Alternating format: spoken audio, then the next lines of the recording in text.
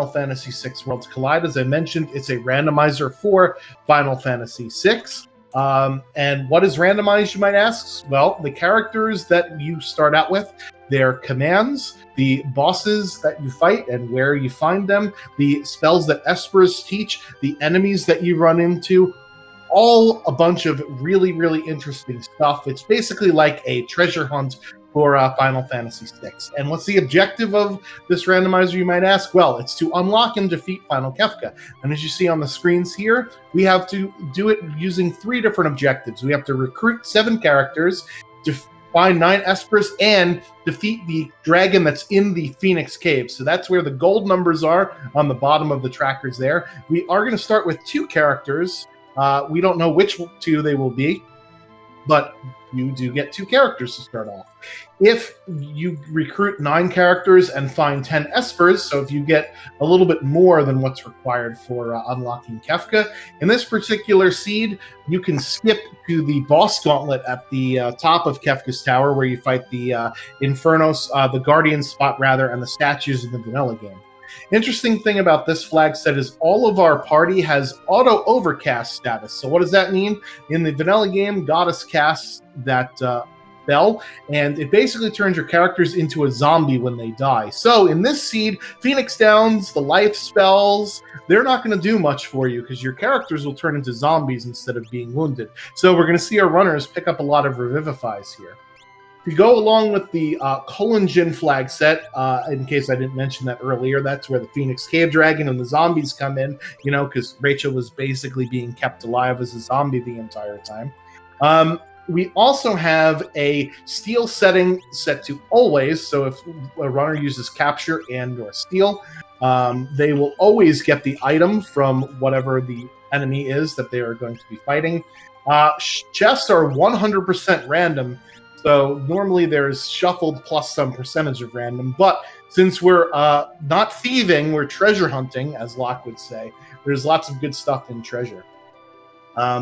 Other interesting things, the shops are a bit higher priced at 150 to 200% with a random tiered setting. So that means that the higher tier items are less likely to be found in shops with a sellback of 1/4 instead of 1/2, which is the usual setting. So in Final Fantasy VI Worlds Collide, enemies are scaled based on a progression scaling, not based on a particular location like in other RPG randomizers.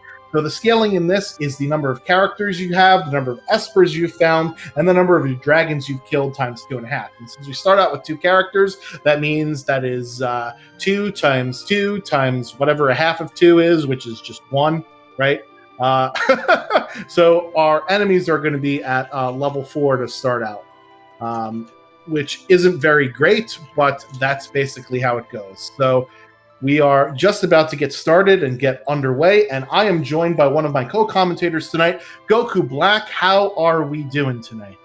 Yeah, I'm doing pretty good. Just had some food, and now I'm ready to watch this really exciting race. What'd you have? Anything delicious? What'd you get? I had one of them frozen pizzas. All right, pizza is always good, especially pizzas on a bagel, because then you could have pizza anytime.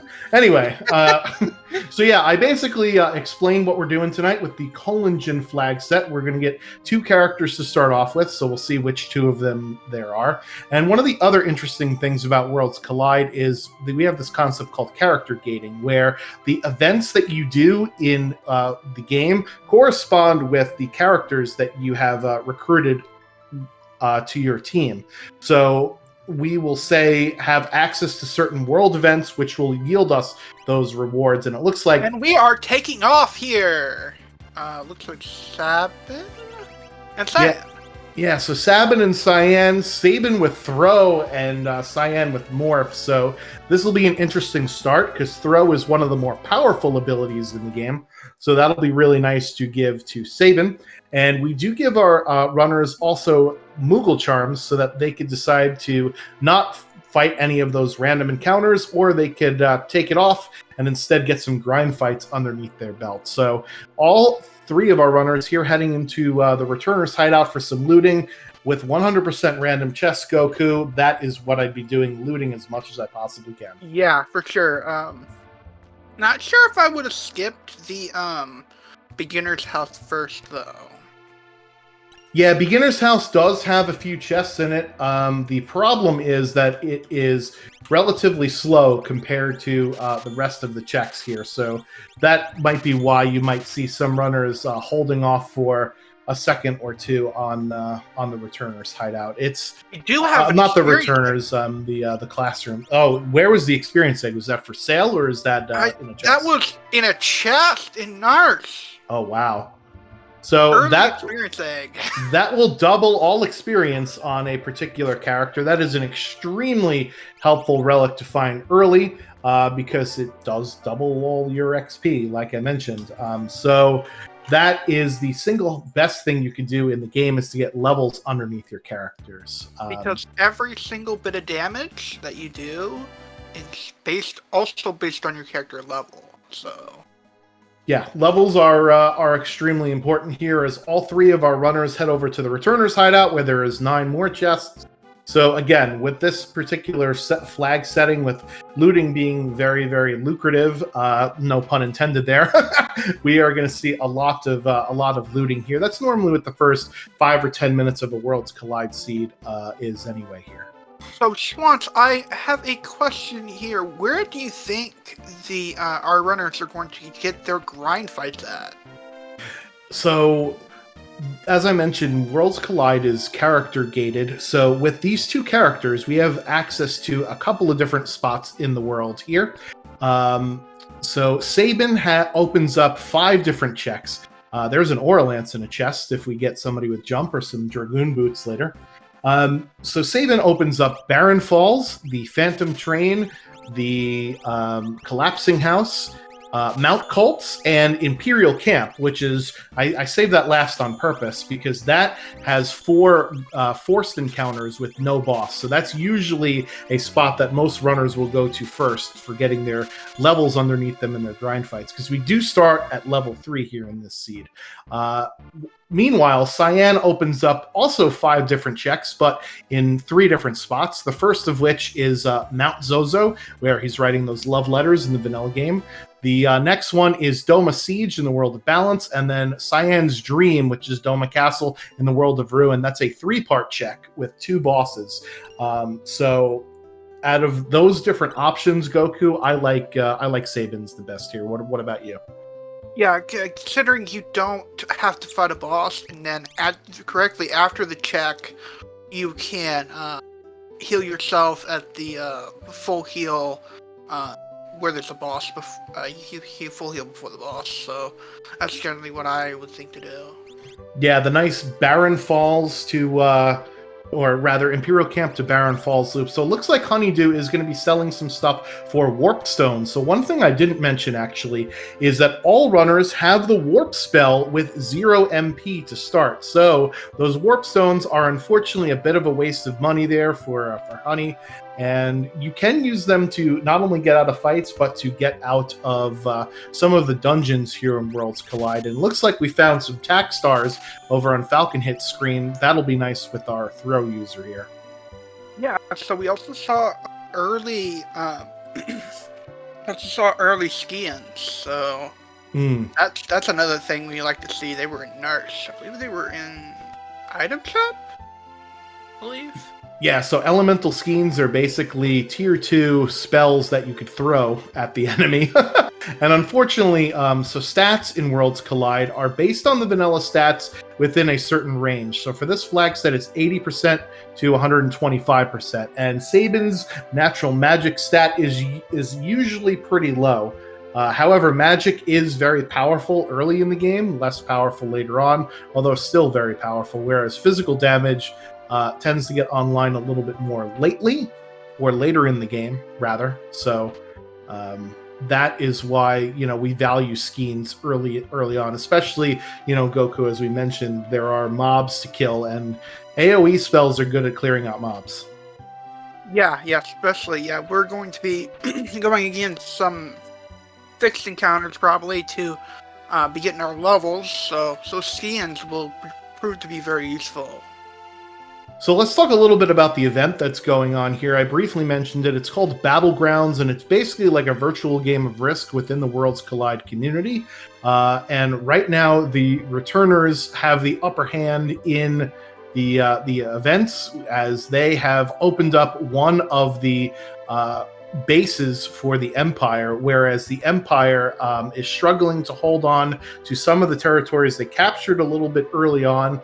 And if the Empire can capture this particular area of Kolingin this particular week, and they hold on to all of their territories, they could potentially attack into the heart, well, not the heart, but into the returner base in the next week. So things are getting pretty exciting here.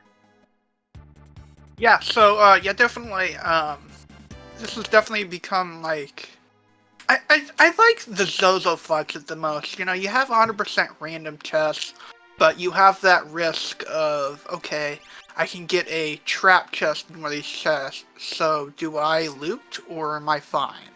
Yeah, that's one of the newer flags in Worlds Collide. So Worlds Collide is in quasi-active development. It is open source. I have made a few updates that are currently in the pull request queue to Worlds Collide. But that's one of the newer settings that we added was, hey, any random chest could end up being a monster in a box random encounter. As we see, Falcon hit the first runner on the board there with the Siren Esper that he purchased from the Tizen Thief, $36,000 in this particular seed. We did not start out with any GP, but with that 100% random loot, we're going to get some good items to sell.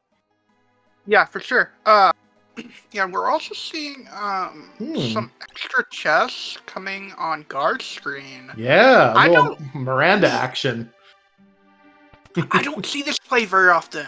Yeah, so there are two treasure chests here, and there is an armor shop and a weapon shop. So it's a pretty small town, but it does have some shops here in case you want something, and it's got 2 treasure chests. So it's not that far out of the way from Tizen, but again, this is something we don't normally see because there's only a couple shops. He does get rewarded, though, with a dragon horn if he could find some boots later. We already found that Aura Lance. Yeah, sure. That's a pretty spicy play. I like it. We are seeing World of Ruin Zen come into play, though. When Sabbath checks. Yep, this is the collapsing house. There are no forced encounters in here. However, there are 2 actual monster in a boxes, as you see Falcon hit stocking up on Revivifies.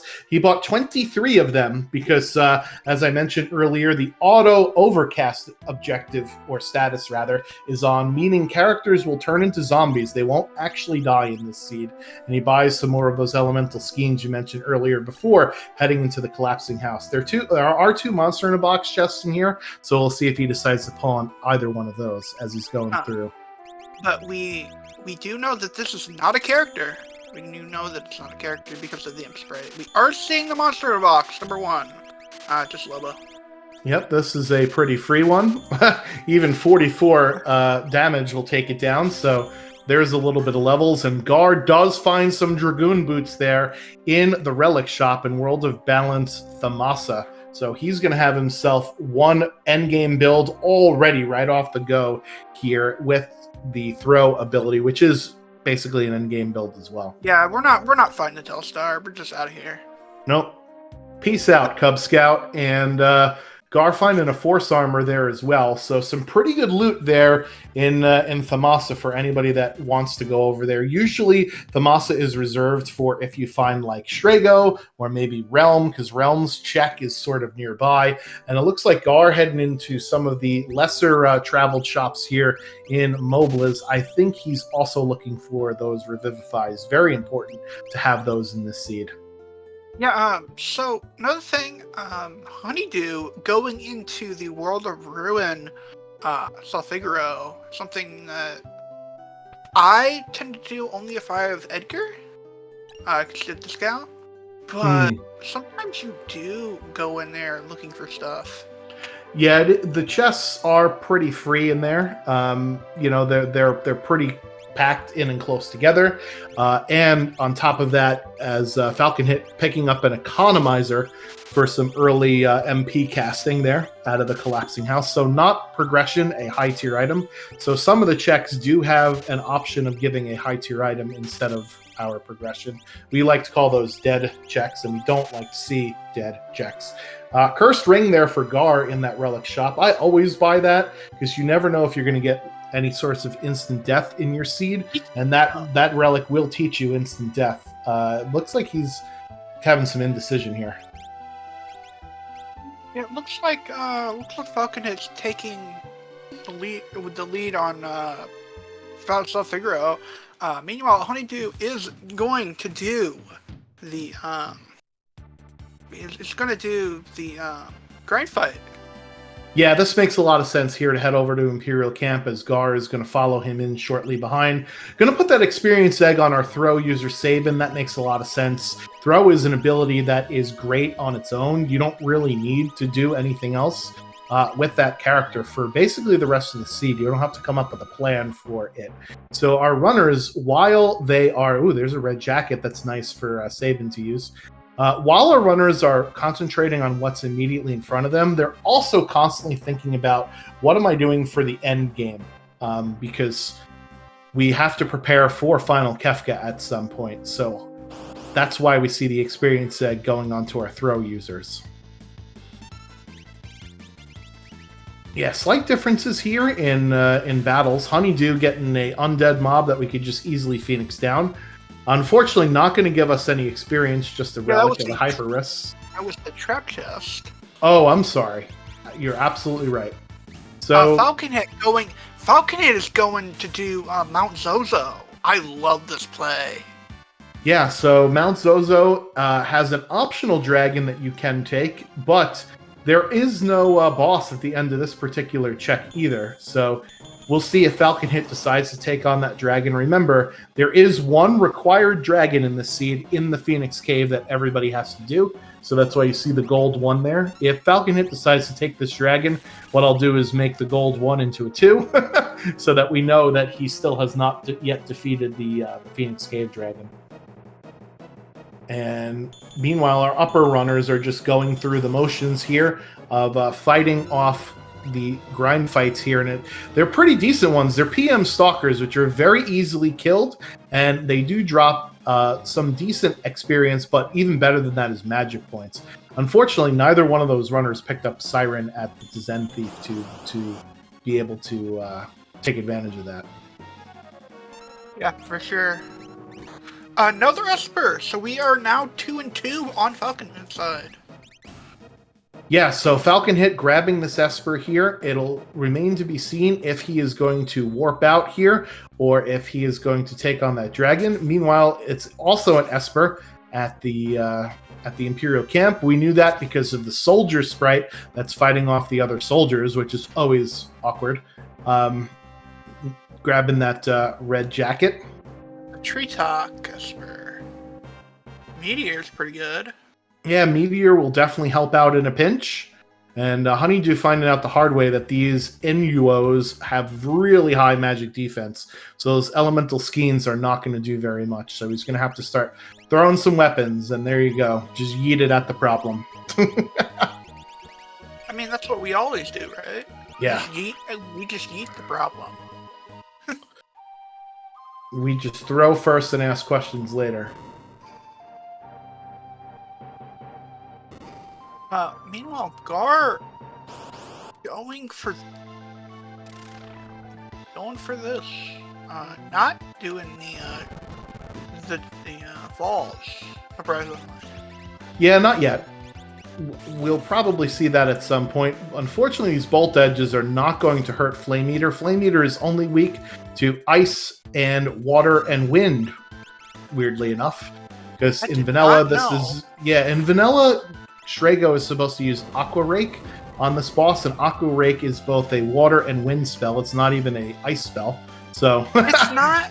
Nope. No, it's not. It's wind. Yes. It's water and wind. Wow, I learned something new today. There you go. You learn something new every time you watch a Worlds Collide stream, ladies and gentlemen. But yeah, water and wind is what Aqua Rake is made out of. So Flame Eater, weak to those things, but nothing else. And unfortunately, Gar does not have any water edges here and does not have any ice spells. So Honeydew is also going to be in the same predicament here, unfortunately. Both of them choosing not to grind on the fights of the soldiers that are scaling the wall here, which I think is okay. And it's zombie Cyan here. We could be in big trouble here if we don't get him. Yeah. Zombied. Yeah. Choosing to risk it. Flame Eater is not a difficult boss, but if you do not have the tools to deal with Flame Eater, then it's not fun. We're risking it. Oh, let's go! There it is. Meanwhile, Honeydew will have a much easier time with this fight. As you see, there is the water edge. So yeah, unfortunately, now that Cyan is a zombie, he will not get any XP for that fight. Basically, being a zombie is the same thing as being dead in terms of getting experience from a fight. And it looks like we're not going to have to do any Monster in a Box hunting anymore, Goku, because that was an offering reward from the Dome of Siege. Wow. Well, we're not checking trap chests anymore. And it looks like I think Honeydew only had one water edge because he's taken off some weapons to throw at the problem. And this is his last. This is his last thing that he could throw, and unfortunately, it doesn't kill Flame Eater. 2 water edges. 1 before, 1 after. Yeah, unfortunately, you can't throw the claws. So this is probably going to be a reset unless he could figure out something else to do here with this. Meanwhile, another nasty boss to find early on, the Tentacles over in Barren Falls here. Tentacles will grab onto your characters. Basically, they are the grabby pasta after all. And they will do anywhere from like 59 to 60. Yeah. They do like 60 HP straight up every second of basically sap or poison damage. So unless you can kill the tentacles real fast, it's going to be a problem. At low levels, it's a problem. In Kefka's tower, you won't be in danger of dying, but that fight will just take forever. So tentacles are one of those weird bosses that you want to find late, but not so late that you're in Kefka's tower. Yeah, for sure. Like, you want to find it late, like, hopefully it has your go mode. Yep. Yeah. Yeah, that's the ideal. So as Moogleplex pointed out in the chat, what's going on, Moogleplex? That was a good reset. Sometimes in Worlds Collide, you have to know when to fold them, as Kenny Rogers would say. And sometimes the best way out of things is to just say, nope, I'm good here. Yeah, I'm not doing it right now. More fire schemes, and there's the stack of Revivifies for Gar. I think our other runners have not found Revivifies, rather, up until that point. So that's maybe why Gar was unable to bring Cyan back. Honeydew, meanwhile, pushing through that fight, getting the offering. And let's see where they decide to go next. I'm guessing it's Barren Falls, and I'm guessing it's not going to be a fun time. No, it's not. And I'm guessing wrong. It's Damn Train, something that you never see early. Yeah, I like this play, Phantom Train. Knowing that he's going up against two of the Empire's best soldiers here, Falcon Hit and Gar, Honeydew of the Returners is trying to make something happen a little bit different here. And he is rewarded. Oh, Jumper man. Bog. That is the jackpot there. Unfortunately, he has not found, or maybe he did buy that dragon horn. But if he goes back to where Gar was in Thamasa, he'll get a dragon horn for Mog. But we do know that he's got an Aura Lance, and the ghost on the train is selling Revivifies, which is another thing that he desperately needs. So great play here of the Phantom Train. Meanwhile, Falcon Hit using Cyan's ability Morph, which will double magic output and also double magic defense here for the short duration where Cyan is morphed. Using Meteor to deal damage to all of the pasta at the same time. Unfortunately, he's going to get grabbed here by either one or more of these tentacles. Yep. And he's going to be... the game is just going to play itself for a little bit. Hoover, something we don't like to see. No. But if we can get past this, lots of XP. Yeah, it's just a lot of HP and a lot of... The potential to get really hurt, too, with some of the spells Yeah. that Hoover pumps out. There we go. Very nicely done. There you see the power of the magical skeins early on here. Doing over 2,000 damage here on this check. And Honey is going to continue on to the end of the train. So even though we got the reward at the caboose, we still have to beat the Phantom Train in order to receive the reward.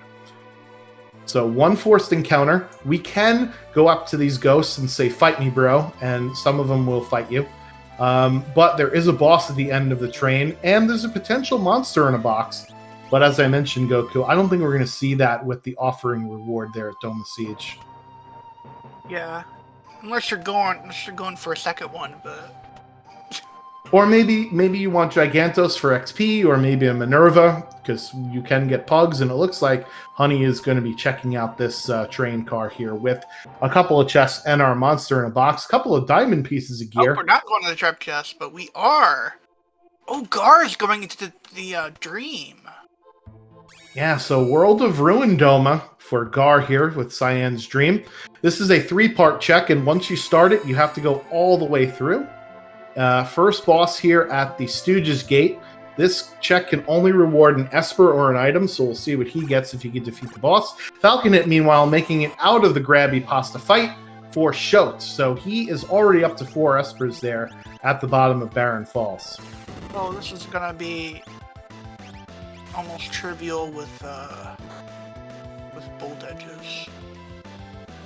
Oh, Retainer and Marshall fight! You hate to see it. This could be gross. So, Marshall is susceptible to instant death, although I don't think we have any instant death here. The problem with retainers is that when you kill them, their death counter is called trade-off, which basically will kill one of your characters. So, thankfully we have 3 of them. Otherwise, we could be in for a real problem here. And yeah, Seryu says no train suplex. Well, we actually can get the train suplex if we, find a character with blitz, because Sabin does not have blitz, he has throw. And we can come back to the Phantom Train check in order to get blitz, and there you go. Sabin gets zombied twice. That's unfortunate that he's not going to get XP from this fight, but Honeydew has passed this hurdle. Gar gets past Guardian, if you didn't see that, so another endgame boss here early on, another very difficult boss, but just for a pair of kicks. A lot of dead checks early on in the seed here, Goku. Yeah, so not only are the skills randomized, but the bosses are shuffled. So we're not going to see another Marshall fight again, but if we want the Vanilla Ghost Train, we could always go back into the Phantom Forest and fight the Ghost Train in its vanilla spot. That is something that we added to Worlds Collide in order to complete the Suplex the Train objective at some point.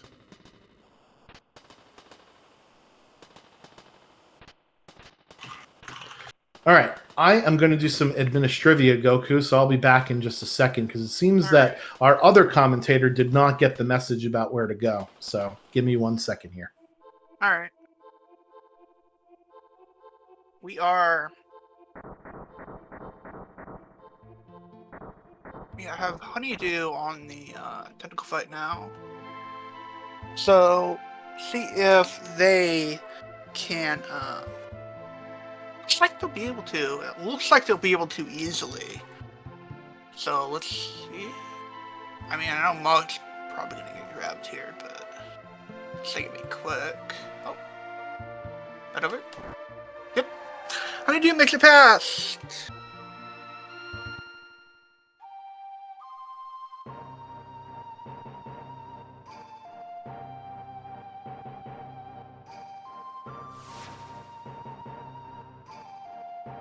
It's going to be rewarded with their shout. And we are joined by Drinks Glue, my other commentator. Hello, how are you? Thank you, Goku. I appreciate that warm welcome. If I had known the star-studded lineup we had tonight, Honeydew, Gar, and Falcon, I would have, ran some red lights to get home. Yeah. So currently we have a throw user, and lots of skiing being thrown. But we had a early tentacle fight. Awesome. Who would you say is in the lead so far? We have Falcon Hit was 4-3, Gar that is 2-2, and Honeydew that is 1-3.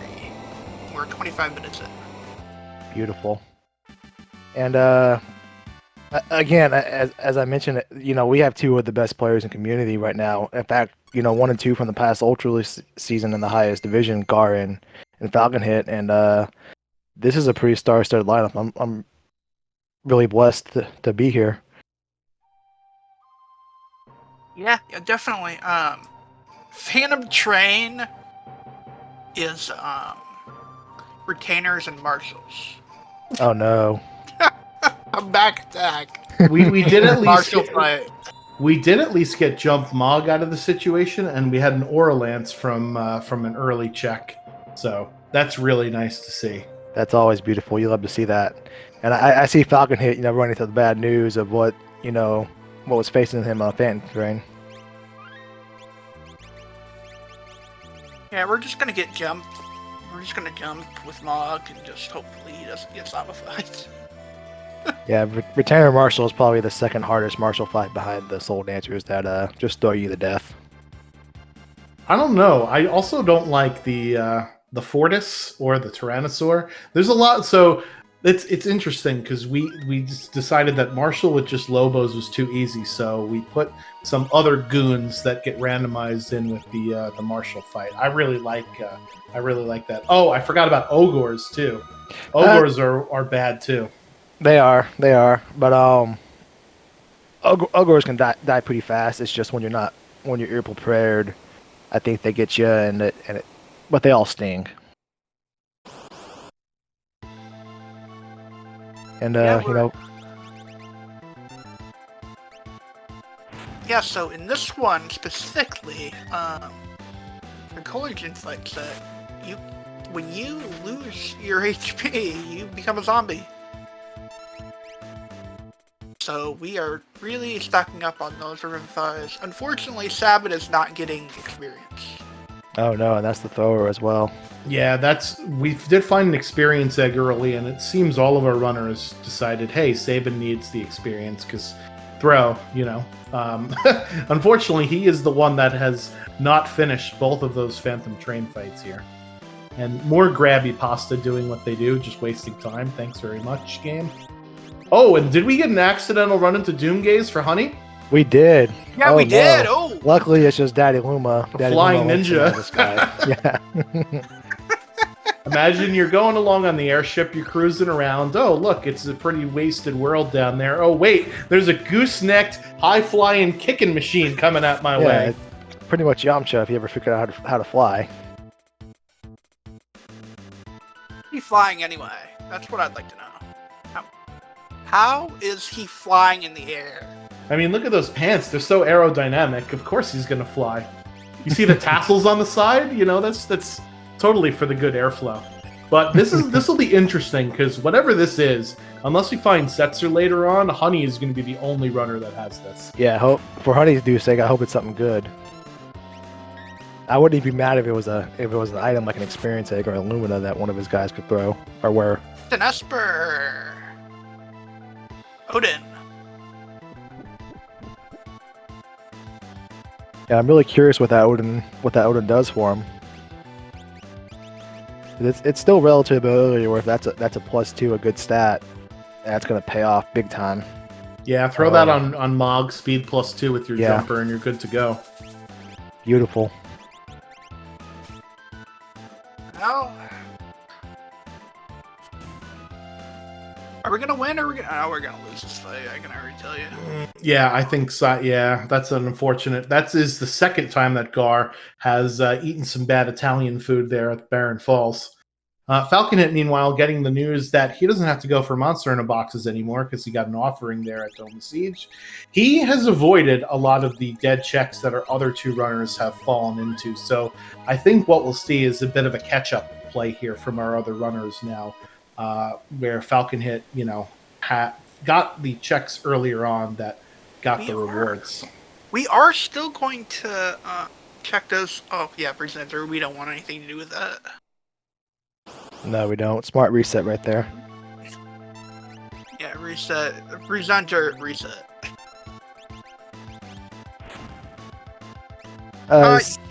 Yes. Question in the chat: can runners hold both Odin and Raiden? Yes. So the randomizer has made it so that every single esper and every single character can be found. So there's no restriction on Raiden or Odin anymore. Yeah, when you head down to the ancient castle basement, there's no swapping out the Odin with the old princess. It's a check. You get something from it, and it has nothing to do with Odin check. And the Odin esper, and there's no way to lose an esper to upgrade an esper later on. Yep, and we are seeing on Honeydew's side Skull Dragon. Yeah, Skull Dragon, one of the tamer dragons.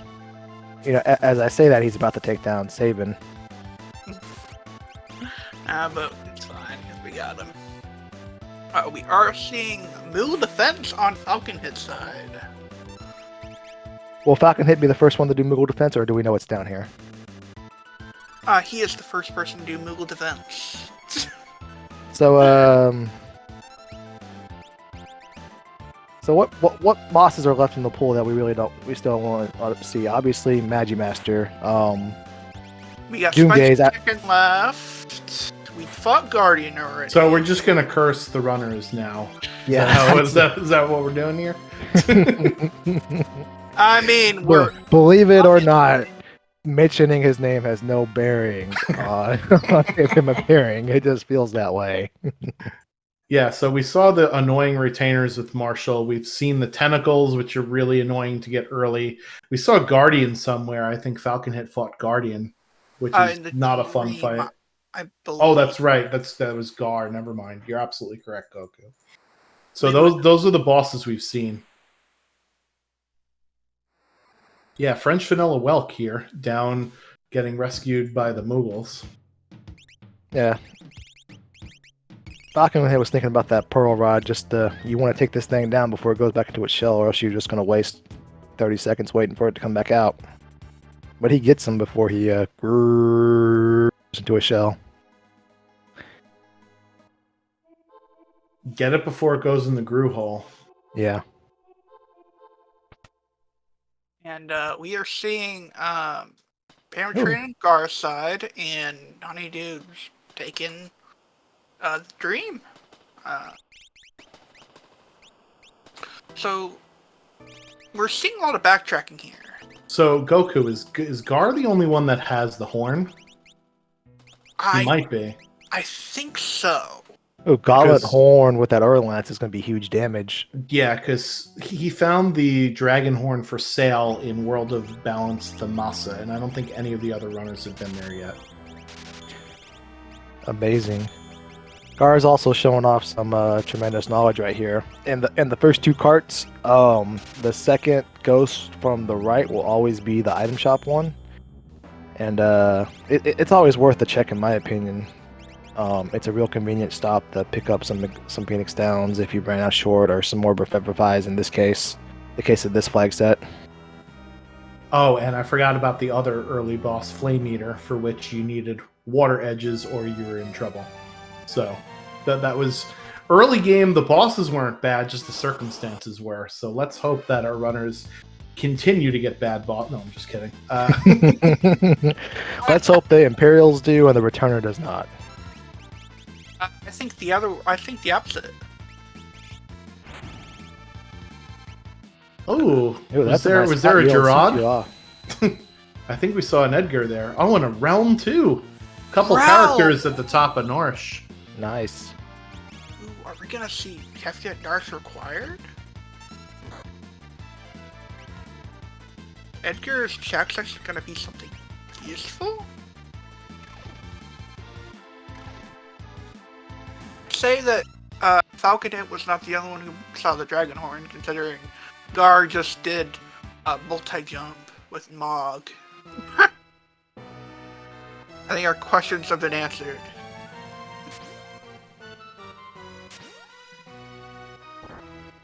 What did Realm have? I didn't see it. I believe she had capture. Nothing too. Oh, Nothing she too had special. Blitz. Oh, she had I just saw Blitz. Blitz. Well, so there is sort of a Phantom Train conundrum, right? You need Phantom Train to get Mog to get Realm, but then you need Realm to suplex the train. It's a bit of a chicken and egg problem here. Like I said, you can actually go back and do the Phantom Train check. And if Falcon Hit does that, he will be forever the meme champion of the stream. I hope that happens. We can only pray. Do it! Come on! I mean, or we could find Phantom Train out in the wild and we could do it twice in one seed. Heads will explode. Come on, just go and suplex something that is on the train. Alright, so if you're Falcon Hit here, right, you have Mog with your jump and your Aura Lance, you just found Realm with Blitz, and you have Sabin with Throw. I guess it's a choice between what does Edgar have and what does Cyan have for swapping the party out, because you can only do 4 at one time, and oh, it's a bad boss here too. Ooh, that's not ideal. We're seeing the retainers on Gar's side, and he's just probably thinking the same thing. He's like, oh, great, here we go. Marshall and his pair of orthodontic equipment up top, the retainers.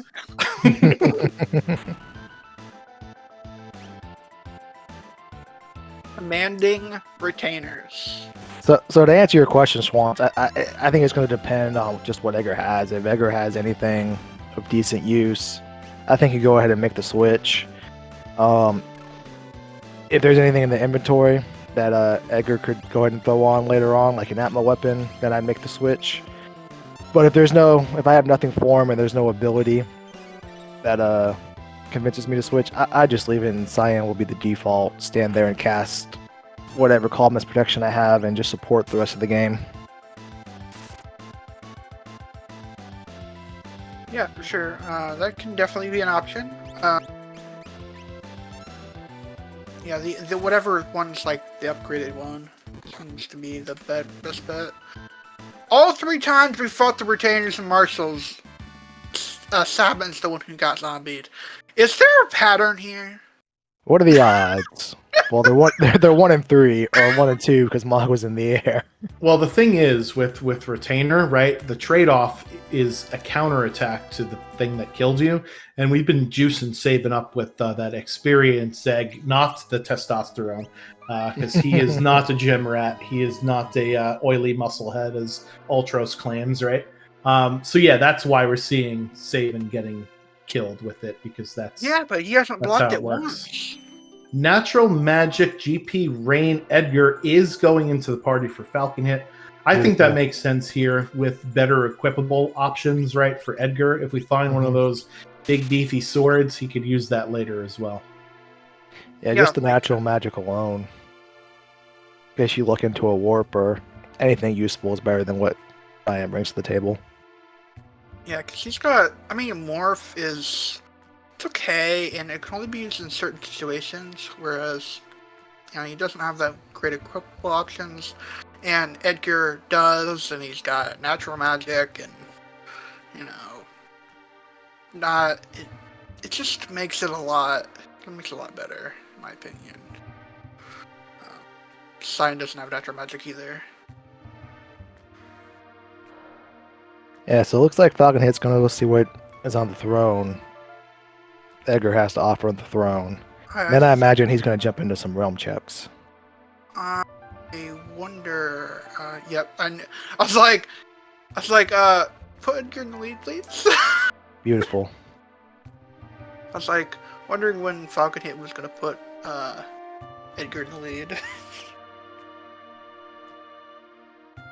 Well, you put him in the lead too, just so the people can go and see their king for once in a while, because he's only spends 2 minutes in the castle the entire game. Can't take money from the king, so I'll give you half off.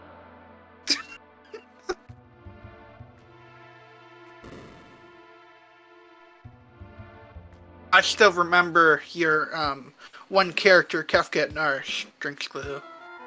It was legendary, wasn't it? They will be talking about that for the ages. Yeah, so question in chat about Worlds Collide. The merchant at Gao's house does not have inflated prices. They are whatever the seed settings are. Conversely, if you go to the World of Ruin, South Figaro, or either of the Figaro castles, and Edgar is in the front of your party, you will get half price of whatever the seed settings are. So that's the only shop adjustment is Edgar, front of the party, Figaro Castle, or South Figaro, World of Ruin. Isn't the World of Ruin South Figaro thing normal? Yeah, it's a vanilla feature. Yeah, I was like, oh, it's normal. It's not an adjustment. Many people, I guess, there's really no point to go back to South Figaro at that point in the game because you go into the castle, then you get the airship. No one really goes back for their diamond helms at half price. I mean, you could. Plus the spear, but it is an option. Besides, who figured that out? Ooh, strength plus 2. Esper for Falcon Head. That's going back on his Mog, and Mog is going to be doing some juicy Kane style jumping here very shortly. Looks like we got a Strago at Esper Mountain and the opposite of the spicy chicken, the frozen chicken over there at Mount Colts. And to answer to your question, Goku, whoever figured that out, the people that called 1-800 Nintendo Power or 1-900 Nintendo Power back in the day, that's who figured it out. Or if you don't, I don't even think that's in the strategy guide because I have a strategy guide and I read it cover to cover. And I don't even think it's in that. Yeah. I mean, did someone actually think to go back to South Figaro and like put Edgar in their lead and see what happens? I remember I think it was Game Pros or there was some older video game magazine where at the back of it they would have N64 Super Nintendo games alphabetically in order, and they would have like some cheat codes or tips for random games. And I think I remember seeing something about it in one of those as well. Falcon Hit is at 5 and 6, and so far, in my opinion, is in the lead right now. But yeah, I'm sorry. Go ahead. But right now, it's anyone's game, but is in the lead currently. Yeah, I think unfortunately Mog was gating the rest of our seed because we've seen all of the Cyan checks and all of the Sabin checks.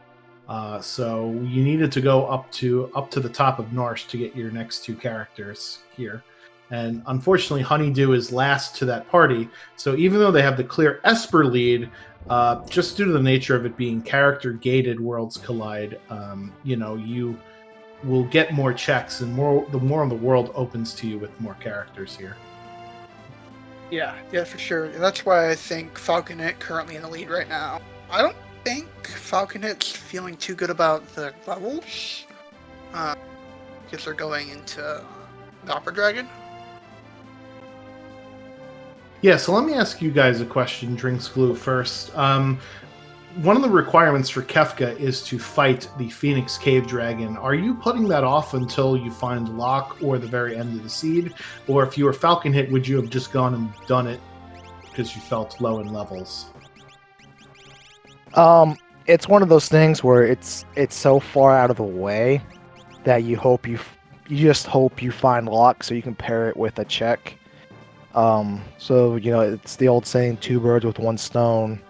Even if you don't start with Locke, you hope he's character 5, 6, or 7, and that way you can go down there, take out the dragon, and then while you're down there, you have an easy path out and then a check to hit.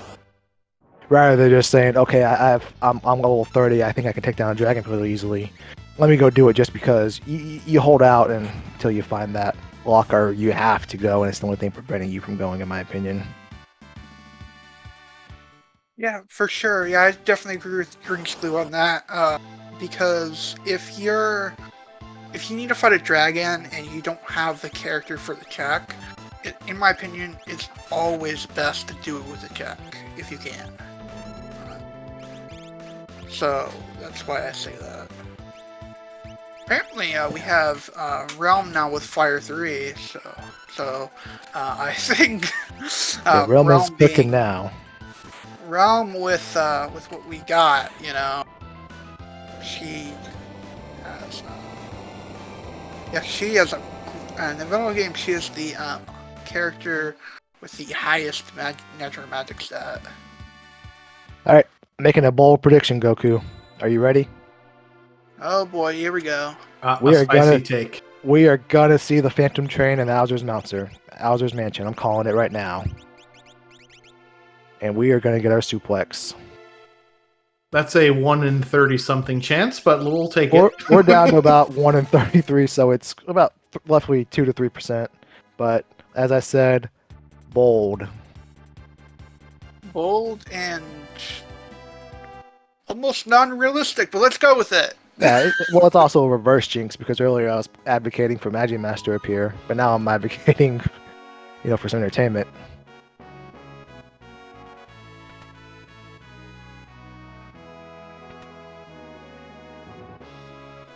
So we have pretty much a lot of things, so we don't necessarily need to. And there's something you could do if you're not feeling confident. Just go into the Coliseum. And bet something in the Coliseum and see if you can get something good. If you're feeling behind on stuff. I maybe if I was Honeydew, because I think Honeydew is the only one that would feel behind because you'd come up in 50 minutes and you still don't even have a fourth character. He's about to find 2 of them. But the point of going to the Coliseum is because you need equipment to kill stuff, I think. And Falcon Head is having no problems killing anything that pops up on the screen in front of him. And you could go there maybe to hope to kill stuff faster, but he's cooking right now, my dog.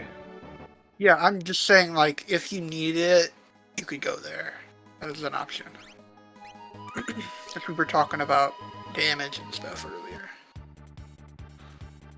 Yeah, that throw saving though is going to start to taper off, but his Realm is just going to pick up the slack with the Ice 3 and Fire 3 that she'll have. So here's an interesting question for you guys.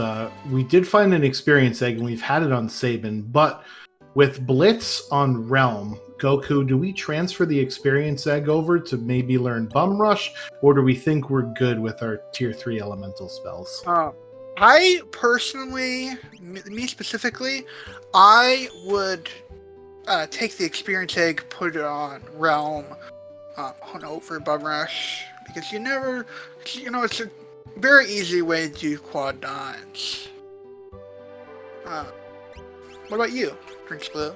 Oh, so as I was saying, we're going to run into a Rexel and Bowser's Mansion, 100% guaranteed. I asked you the question of what Schwanz was saying.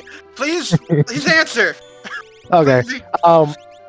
If I didn't have the Tier 3 magic, I would, but because Realm's sitting on 2 Tier 3 magic, and it's the 2 ones you really want, Fire 3 and Ice 3. Well, Fire 3 is always the first one you want, and the second one you want is Ice 3. With her sitting on both of those and having other avenues to non-elemental damage, I wouldn't. Of course, as I say that, he'll probably do it. Yeah, so we also saw Falcon hit there with some game knowledge. Edgar has capture, and our steal rate in this flag set is always, so grabbing a memento ring that can be flipped for another 5,000 or 6,000 GP is pretty nice. Did it say glowing stones? I think there's one Esper in the auction house.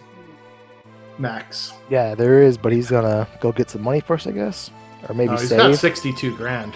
He's gonna save so he can save scum out of the Imp Robot, I think. That's Fire 3 and Quick on Phantom, was that? No, I don't think there was any Esper. No, there's glowing stones available in the Opera House. I mean, the auction house. Yeah, that was Fire 3. No, I'm saying that there wasn't any in this seed. Oh, okay, that makes sense. Yeah, I didn't see what the text was, and I also didn't see.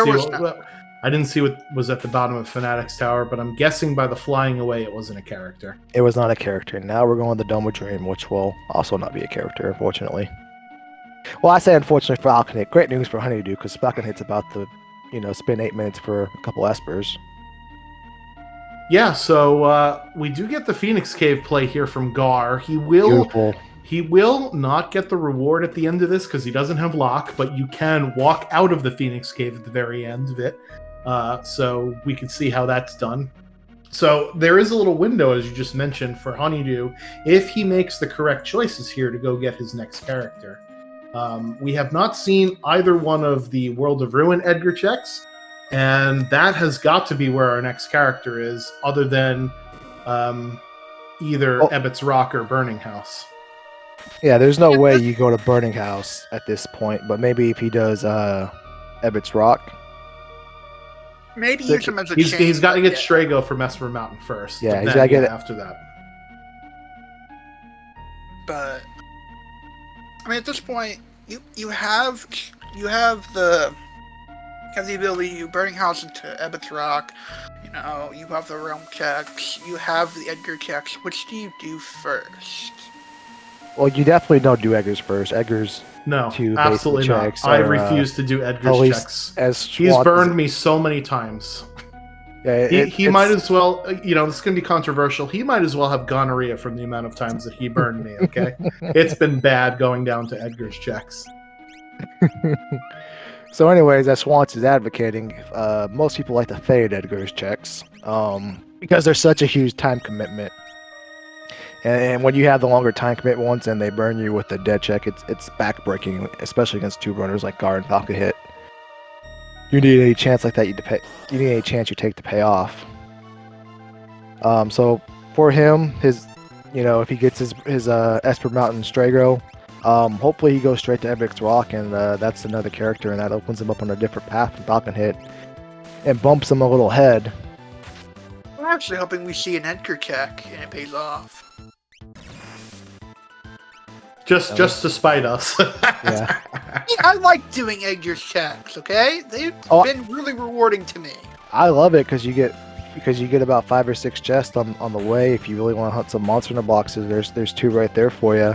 It just takes like 13 minutes sometimes. Hey, Edgar's checks have won me races, so. I'm not saying they're bad checks personally. I have gotten just horrifically burned many times by them, so that's why I avoid at all possible. Gar, meanwhile, is our first runner with the Phoenix Cave Dragon done, so he's on the board there at least. And you cannot warp out of Phoenix Cave. You have to continue on to the end. Oh no, is he going all the way back to the beginning? Oh god. Somebody stop him. Somebody stop this man. Oh no, please, no! Well, this is going to give you more time back to Honey. Have you ever tried to navigate the Phoenix Cave backwards? It's awful. Yes, well, I did have. for a while. I always thought the little like red glowing thing at the end was like a boss, so I was always scared to touch it. So it took me a while to figure out that it warped you out. Yeah, so you have to hit the switch back here, and yeah, you gotta bring them both. Well, Goku, it looks like you're gonna have to jump into the Empire chat after this race and say, "Hey, Colingen flag set, go to the end of the Phoenix Cave if you don't have lock." That was one of the very first things I made sure I let my team know when this flag set came up. I'm like, come on. And you forgot to hit the switch afterwards, after you got there. Yeah, going through this backwards is miserable. So yeah, question from the chat, why is he going backwards? I think it's because he doesn't realize that you could get out of the Phoenix Cave by going to the end, and there is like this glowing star on the right-hand side next to where you would get the reward. So that is essentially how you get out of the Phoenix Cave, sort of like how you would in Zone Eater by going to that cone of light. It's a similar mechanic. It's kind of confusing and it's pretty brutal to go backwards because it's not fun. As you can see, the doors close on you fast when you try to go backwards. Yeah, we'll also it saves so much time. Maybe Gar had a few drinks tonight. I don't know, and he forgot. That's very much in the realm of possibility. Yeah, that was wasted so much time. I mean, you know, that's one of the. Listen, you know, you always learn something new when playing or watching a Worlds Collide seed. And you only learn things in Worlds Collide the hard way. There isn't any other way. Oh, we are seeing an Edgar check. There it is. So this is how Gar can claw himself back into the race here by heading through the Beautiful. Edgar stuff. This is an Edgar check. So Yeah, why does Gar have a fire rod? Why doesn't he have more fire rods? That's what I'm wondering. Why does he have a fire rod equipped? All right, and here we go. Honeydew is going to Esper Mountain. So after this check, him and Falcon Hit will be even in progression because he'll get the one character. Falcon Hit will get the 2 Espers, and we've got a race on our hands here, folks. Yeah, Honeydew's getting the rough go of it, having to take on 2 Imperials at once. But if there's anybody in our faction that can take on the top 2 Imperials, it's Honeydew.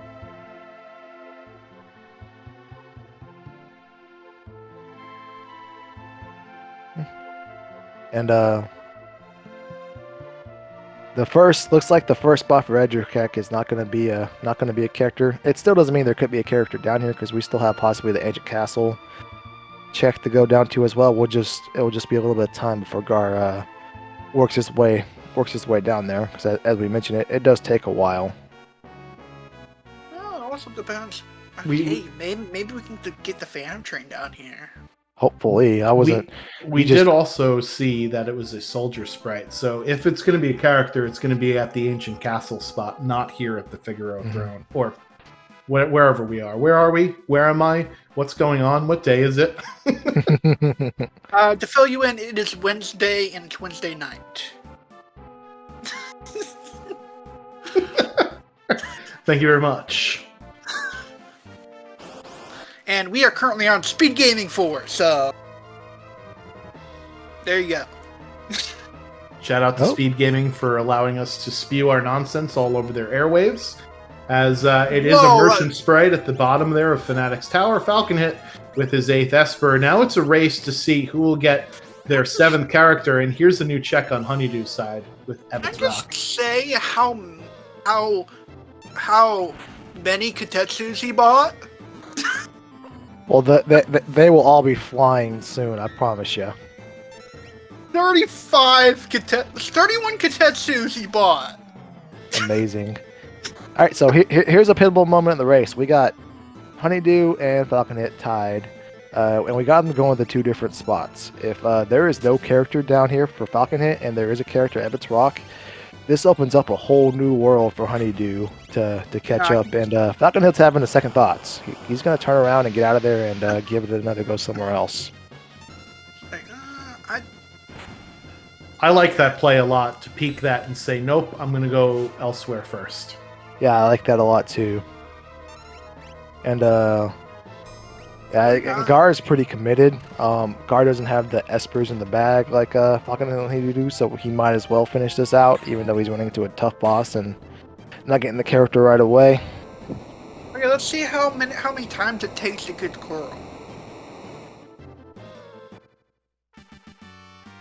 Let's see how long it takes. Well, if the RNG gods are biased to Honeydew and are biased to Falcon Hit and cruel to Honeydew, Falcon Hit could catch up, even though Honeydew's been here a lot longer. Is that 22? Mention how quick. I think we got like less than a minute. Let's see. I got the best RNG possible one time. before the change Titan Cave happened. Oh, yeah, because now it warps you to, like, one of the 3 set tile rooms at the end, right? Yeah. All right, so, I'm sorry, go ahead. I was saying, yeah, I got that RNG luck, and I was like, wow. We do see that that Gar is going to Ancient Castle. So, if this does pay out, then ooh, that could be good. On the flip side, if the character needed is down here, and Falcon Hit and Honeydew never make their way down here until they absolutely have to, that's a this character. puts Gar back in the race. It's character. It's character. I just saw the cutscene. Ooh, it's Terra! My Ooh. girl! Hey! Let's go, Honeydew. Yeah, Honeydew Yeah, Hey. so all of a sudden it's a two-person race right now. yeah. Bay. Y'all like Celeste? I love Terra. Ooh, it's Setzer!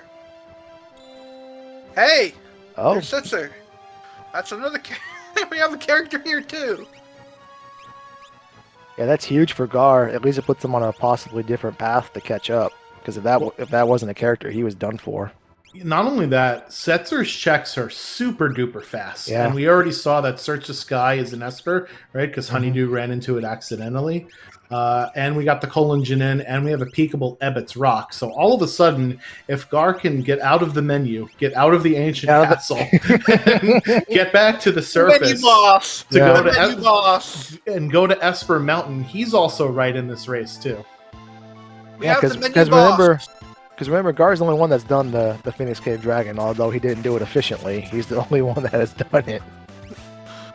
Yeah, just throw your money at your problems, Gar. That Yeah, solves everything. Moonwalking out of Phoenix Cave, not the ideal thing to do there, but he does have one of the 3 requirements. And meanwhile, Falcon Hit has 7 characters, and so does Honeydew. So they also have one of their 3 requirements. So we're still going. They're also having the menu off at the moment, apparently. Menu After boss. 1 hour and 2 minutes, we are in sync with a check of the weapon shop here at Thamasa. And they're both finding out the weapons at the same time. Yeah, What Honeydew's the- going to pass, but I don't think Falcon Hit will. Well, yeah, considering you have Edgar here, who I believe can actually use them. I don't. Yeah. Like, if you can afford an Atma weapon and you have the stats for it, Oh no, he went for attack stars. I'd say go for it, right? No, he went for more throwables, which I don't blame him. Yeah, but we are seeing the sealed gate on Honeydew's side. That is a free check with a lot of chests, mostly in this room. So there's also a hidden one in the bottom right-hand corner. You know this is a good idea from Honeydew because Falcon Hit's right behind him doing it as well. Yeah, I mean, I personally think it's a little bit late to be doing this here, but if you don't have something to do for one of your characters, then absolutely go down here and loot these chests. It's really not that much of a time loss, and you get so much loot, including a Mega Elixir. That was really the only thing of note I think we pulled out of there. What do we have an offering on Realm? Fixed dice. Yeah, just in case you ran into you-know-who. She can use fixed dice? Yeah, so Realm and Strago could use the fixed dice as I was checking Falcon Hit's menu before.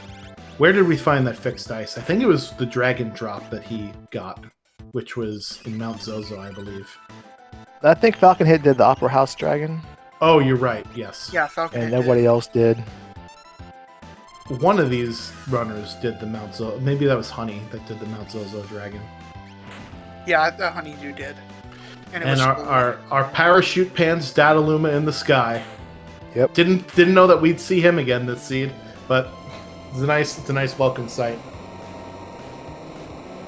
So, you're going through that lava room with the bridges changing constantly. Mhm. What path do you take? I take the one that doesn't drop me into the lava. No, I'm saying like I go all the way to the right Yeah, I go all the way to the right. So they're on the instead of the one in the middle. Yeah, the middle one, there's a tile you have to step on that will trigger the bridge shift on the next warp. You just step on that tile, and then by default, you get to open that chest while you wait. and it's just a hair faster. It's one less animation you have to sit through. And that's 7 characters for Gar. Yeah, I accidentally marked that as Falcon Hit's character, but yeah, Gar with easy 7 and 7 now. Like I said, he's right there. He just has to go to Ebbett's Rock. Not Ebbett's Rock. We are seeing an Daryl's amp weapon Tomb. getting bought. We are seeing an amp weapon getting bought. Nice. Amazing. Ammo weapon is my favorite weapon in the game. Yeah, we're seeing that offering. Yeah, considering that we have an offering, it's not that much out of the way, really. Yeah, and an experience egg. Yeah. I don't know. Do you stick the experience egg on your ammo weapon user, or do you keep it on your blitz user? I would probably throw it Ammo on. weapon. Yeah, I throw it on Edgar because there's a huge ammo weapon comes online at level 32, and then if you were to sit down one day and watch what happens as you progress each level, the damage you start doing, it's just a huge growth per level, and it pays off so much because you get to do it 4 different times with the offering. So unfortunately, the sealed gate was not our answer. Falcon Hit finding our second offering of the seed. Honeydew is not going to get a reward here because remember, he does not have lock in tow for this Phoenix Cave, and hopefully he goes out the right way instead of the wrong way because I let my team know how to do this. Yeah, we'll and see if they Honeydew don't, pays- I will be disappointed. Yeah, we'll talk with him in private, and we'll get that sorted out, so that doesn't happen during we'll get Gar in here afterwards and just say, hey, you kind of. No, Well, listen, this is why you do the skirmishes, right? This is your practice for your actual run. So he'll know better by the time. You know what? Let's just not say anything. No, we'll tell Gar good job. He did nothing wrong, and do the exact same thing in the real race. Ooh, Minerva in a pot there in Zozo. Very We nice. don't like to see retainers in a random encounter. Oh no, it's bad enough we had to fight them once. So Gar's going to be disappointed when a character pops out the cave here. Yep, see you later, old man. So Gar was sniffing around the Tizen Thief. It was cheaper in the World of Balance at 36,000 versus 44 in the World of Ruin. So that is an Esper that he has not yet obtained. I think Falcon is the only one that's gotten that one so far. And I think Goku, you had said that there are no Espers in the auction house, right? Yes, correct. Okay, so that's the only way we could buy our progression here. And we do have Siren on Gar's side, so that is 8 and 7. Gar. It looks like Honeydew is doing the right strategy in the Phoenix Cave. We're so Amazing. proud of you. Win or lose, he is definitely a winner in my view tonight. Yeah, Just for Coach that. Schwant's coming through. I'm like a proud dad watching his kid learning how to grow up. Look at this. Glorious. So yeah, Honeydew will show us how to do this here. Actually, we don't know if he'll do it correctly yet, but you basically go up to this stage area and then you go to the right. Yep. Oh, look at that. Like a champ. And then you step on that star and it warps you back out. Perfect. Amazing. What did Terra have for his commands? Rage. Yeah. Which we're not going to use. We're going to either use the Atma weapon that we found or we're going to use those, level 3 elemental spells. Well, if Wow, Terra has rage, she can't equip an Atma weapon because a rage user cannot equip an Atma Oh, weapon. you're right. So, Wow, good catch. Oh, I forgot about that. yeah, I forget about that all the time too, especially after I spend 50,000 for an Atma weapon.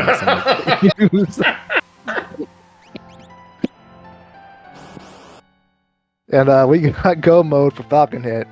Well, 2 out of 3 go mode for Falcon Hit once he takes down that last dragon he needs to. Oh yeah, we're seeing 1,000 damage from the from each hit going off. Yeah, and Gar, I think his Edgar is level 33, which is, correct me if I'm wrong, that's one above level 32. Yeah, level 32. I think that's how math works, yes. Okay, so Yes, that's how at math 33, works. we're 1,100 damage. I just want to make a point. Oh no, Falcon Hit runs into Dataluma too? Daddy be jumping at everybody flying by. Hey, wait about me, guys! Man, that throw is doing damage. Alright there, Phil Swift, calm down.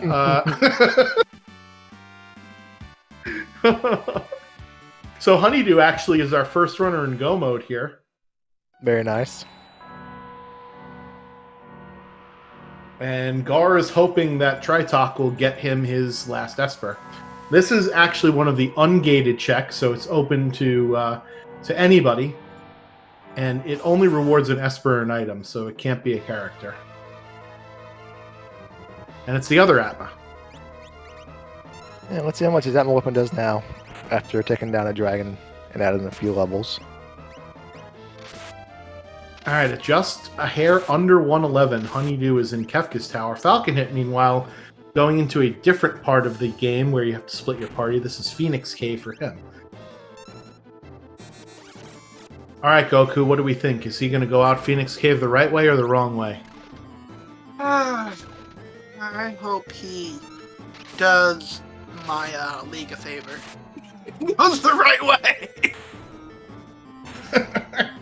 I mean, come on, it's Falcon Hit. Yep. There is 1,000% chance he does this the fastest way possible. Down to 1/10 of a second. I mean, go fast. And it is an Esper.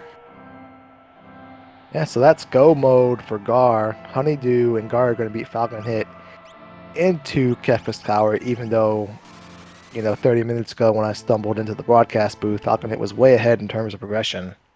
This is why you say it's not over yet. Yeah, that's one of the things I love about Worlds Collide as well, is that while Honeydew and Falcon Hit took pretty similar routes to get to their go mode, Gar went off the reservation a little bit by getting Setzer at Ancient Castle, right? So I love that there's no one way to figure out a seed.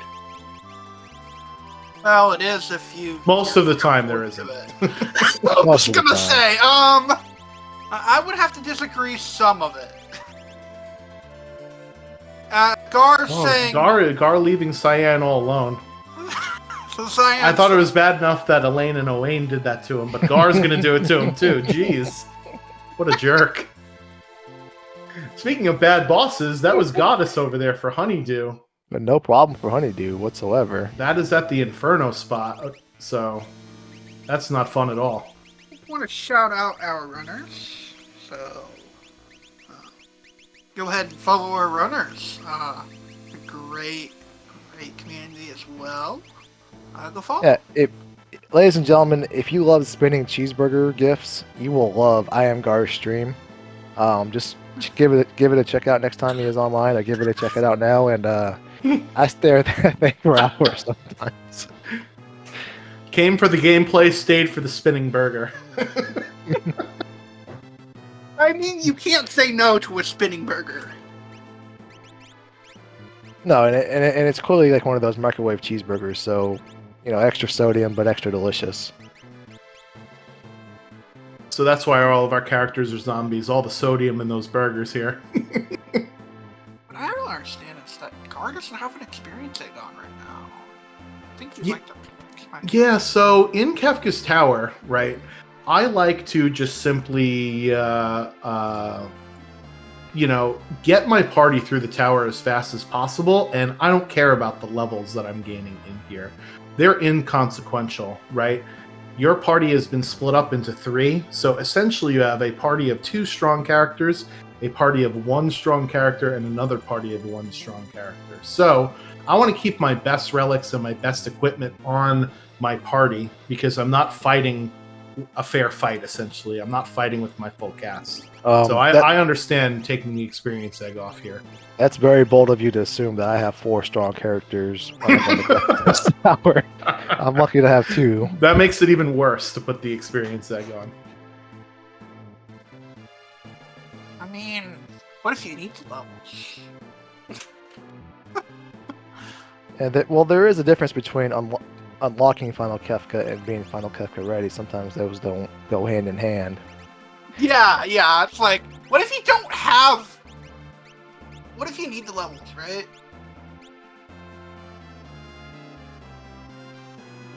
Like, sometimes you need the levels, and it's like, you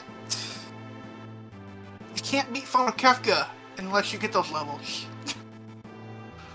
We are going to have everyone in the tower for a few. I do think for Honeydew, he's going to end up in the high 30s, close to 40s with his levels, and with Final Kefka not being scaled. If you're around level 35, that's good. If anything above that is just gravy. And then he has pretty good abilities and equipment. I think he'll be just fine as far as levels. The one thing he does have going for him is he's so far ahead of Falcon Hit, but Falcon Hit has a level 50 character, and then the rest of his characters are in the 40s. So if Falcon Hit catches up here, it's going to be because he takes down every boss far faster than Honeydew and Gar are capable of. Wow, that damage with the Dragon Horn right there. Amazing. That was really good damage with that Dragon Horn. 5,000 per hit. You do the Aura Lance. That's why I prefer Aura Lance over Pearl Lance. Because it's like, Aura Lance just does more damage, and it's non-elemental, right? So, it's just better in my opinion. You have the hide fight here, which, in my opinion, is one of the more annoying fights. It's not... Most of the time, it's not difficult, it's just annoying. It's more difficult when it's in a spot like this, but he's got two pretty strong characters, so he'll be fine. But if it was, one on one of the side spots, it'd be a little more of a hindrance. I think he'll be just fine. Most of the time when you're doing this, though, it's more annoying than difficult. We're throwing everything in our bag. Yeah, we can't take it with you to the new world after we rid of Kefka. We're just emptying our inventory. Just throw everything. Alright, so this is the Guardian spot. We have the 3 statue bosses left. Those are the only things we don't know. Please let there be. Who do you want to see, Goku? Magic Master! Yes, that is what we want. We don't care about suplexing any trains. We don't care about petting any dogs. We want to see Magic Master. Magic Master! Magic Master! Let's start a chant going. Oh no, Gar forgot to take off or re-equip his Moogle Charm. Luckily, it wasn't any more retainers. I'll laugh if he left his other Moogle Charm on Cyan. Yeah, he wouldn't be dead in the water, but he would have had to swap it around every 2 times he switched parties. We got a Magic Master knockoff. We got the original first go of it. Kefka tried to put together Magic Master, who didn't come out quite as fearsome. So we have 2 more spots where he could be. That's the beta. Yeah, this is the beta. The version 1.1 is hopefully on one of the side bosses.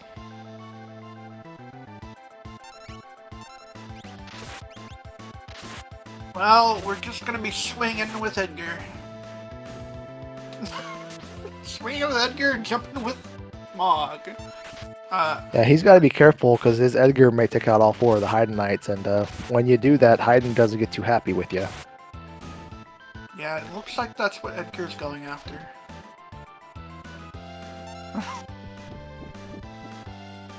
Well, at least the poison didn't go on Edgar. Alright, Honeydew, give us what we want. Yeah, we're going to,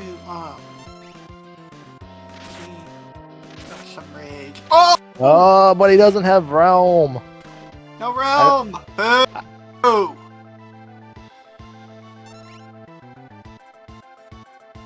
Oh, hiding with Connor! Oh no. Oh no, Gar's about to lose all that progress he had made up because this is the Guardian spot, so he has to walk all the way back. Oh no, we're live. We're live. Oh my goner. Now that my weapon is That's it's a short sharpened stick. a little bit. Short Yeah. stick.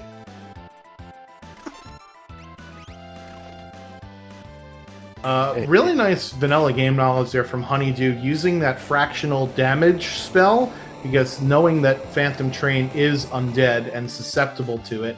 But in Worlds Collide, you can't just throw a Phoenix down on the undead bosses like Phantom Train and Haydn. Glad that they were both on screen to share this point. We turned the undead bosses setting off, so you can't just cheese your way out of that fight. Yeah, and you can't choose your way out of this Magic Master Honeydew is about to run to on the right side either. Hopefully. Yeah, we got a flail on the Mimi chest, excuse me. Alright, one last chance, Tara. Give us what the people want.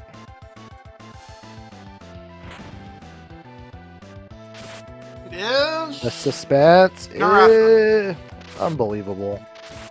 Call this race off. So, are we going to it's get a train unofficial. suplex? No, right? Because Falcon Hit doesn't have the right party, or does he? I don't know if Realm is on his left side.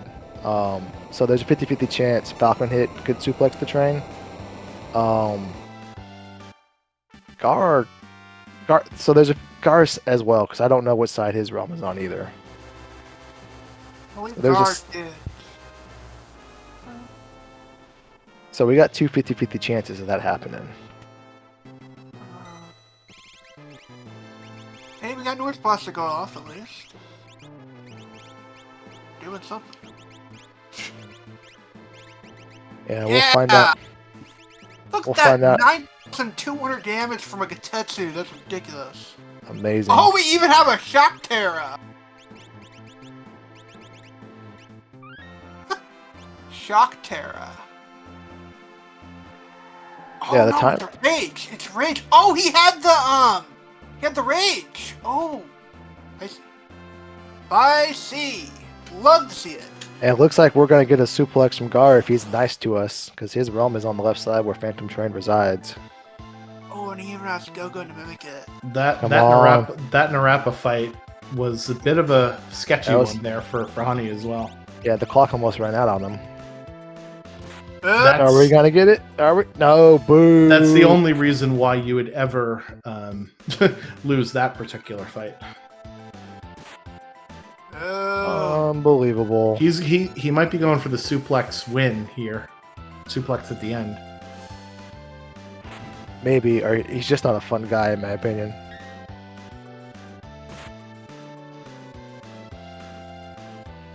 Alright. Ladies and gentlemen, if you followed Gar earlier, please unfollow him. He is not very entertaining, as you can see.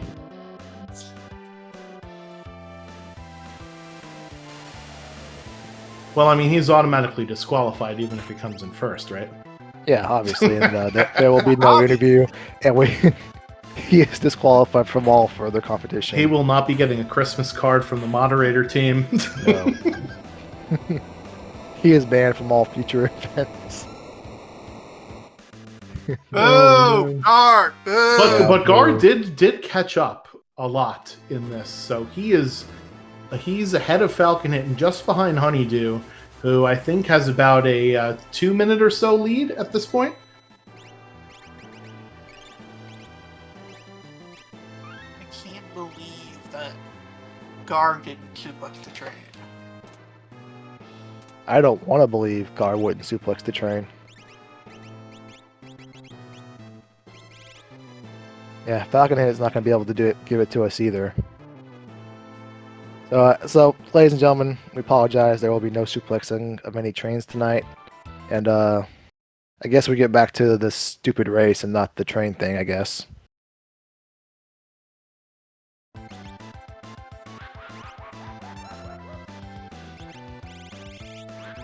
So, Setzer had health. And Gar was the only one to get Setzer.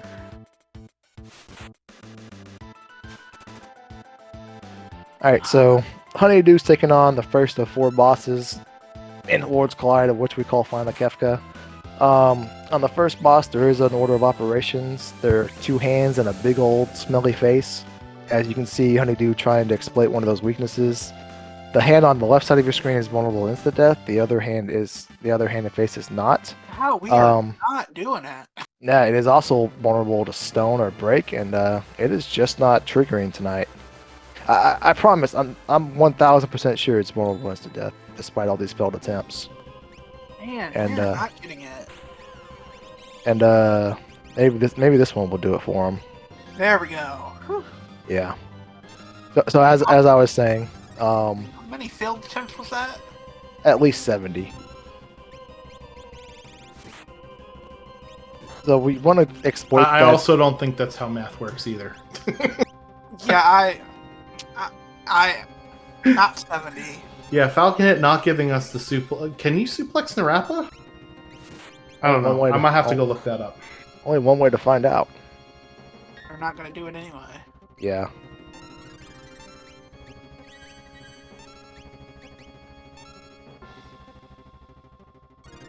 So as I was saying, basically you want to kill the short arm last with the first tier of Final Kefka because it is the only one that will not have a nasty death counter. It has a 2 in 3 chance of counterattacking with a physical attack that kind of hurts, but it is the far better option of the other two available. Also, if you press start, when you're in the who you're gonna bring to the Final Kefka fight, it will it will bring the characters that go into the fight with when your party member gets defeated, in the order that they appear. You don't have to hit percent. Alright, Goku. What are the odds Honeydew blows this? He is pretty comfortably ahead. Gar is right on his tail. Falcon Hit not farther behind. What does Honeydew not have to do here? What do you not want to see out of him? Well, we definitely don't want to see Tier 3 completely decimate the entire party. Because Tier 3 is... yeah! Tier 3 is not fun to deal with. Yeah, Tier 3 is what you spend the first hour and 27 minutes preparing for, essentially. Yeah, the fourth one is not nearly as bad. It's just Tier 3 is worse than Kefka. Which is funny, but... And,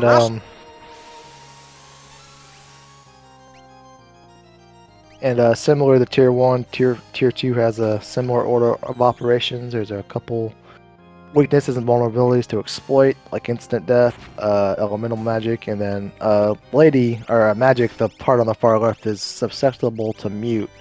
So that's why you saw Siren come out earlier. And, we have a zombie Sabin. yes, we do. That's not a fun thing to see. We're out of the P and oh no. Oh no. Oh no. Oh, that's a stone. Do we have any softs? Yeah, tier 2 tends to be where it separates the kids from the adults, as they say. Yeah, Do we have where tier any softs? hopefully he has a remedy at least, because this is where it could go backwards.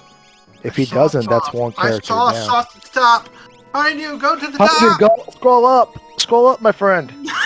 There you go. Oh yeah, he found it. Beautiful, amazing. Right, Gar finally getting some X-Zone luck, and Falcon Hit has caught up to our other two runners too. Oh no! Oh my goodness, this is a nail biter here. So as we were saying, Honeydew is no longer in the lead. Getting zombied and getting stoned a couple times will do that to you, not knowing where your softs are. Go up to the top, Also getting horrible X-Zone luck. Yeah, that's like, as I said, that's 71, 72 X-Zone cast now that haven't paid off. Oh man, that hurts. Oh no. And weapon does he have on?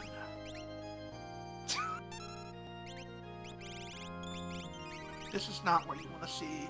This is not what you want to see at all. And Honeydew knows it too, because he knows, about what a good time for this is and how he was, and Meanwhile, Falcon Hit's hitting Tiger for quad 9s with the ice spells here, so I think he's caught up to even Gar here. Yeah. Here comes 10 hits for Gar, so I think that's only magic left for him. And Falcon Hit's just about done as well. Yeah, this pace... Airblade. Nice strategy by Falcon Hit. I'd like to see Airblade come out. It's more Seaver. Honeydew with the Mega Elixir. You want to save one of them for Final Kefka, but you know what? If you don't make it to Final Kefka, you can't use it there, right? So he used one of the 2 that he had. So I like that play from him there. And here's 10 hits for Falcon Hit. Yeah. And Gar doing about 15, 14k per turn with the Atma weapon user, and that's magic down, so he's going to be our first runner onto tier 3, I believe. Yeah, and Falcon Hit's not going to be farther behind him, and I would say Falcon Hit, even though they're on the same tier, Falcon Hit's past Honeydew now. Yeah, for sure. Yeah, he's doing quad 9s with non-elemental damage. That's huge, especially for what he's about to come into. Yeah, quad 9s with the throws. Yep. And that's a death counter. Falcon Hit is done with tier 2. He's just got to finish it off.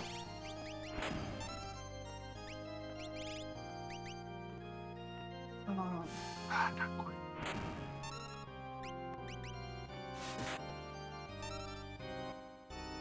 So, as you can see now with Gar and his Edgar doing 4th K, for every swing. If you remember back when he was at the top of top of World of Ruin Narsh, and his Atma was doing 1100 damage a swing, that wasn't that long ago, and he's only fought in a handful of fights since then. So, as you can see, Atma weapon scales up so well once you get to level 32 and the levels past that. Oh no, you have a zombie Mog. Oh no. Yeah, that Mog jumps on the wrong team. It's no bueno. Well, we don't have a Sabin. We don't have a Sabin for tier 4. Oh, I mean, I think Edgar is still the powerhouse, but yeah losing Sabin definitely hurts. So his Edgar just needs to get off 4 turns, or 3 turns, and then another 12k damage from his other 2 characters.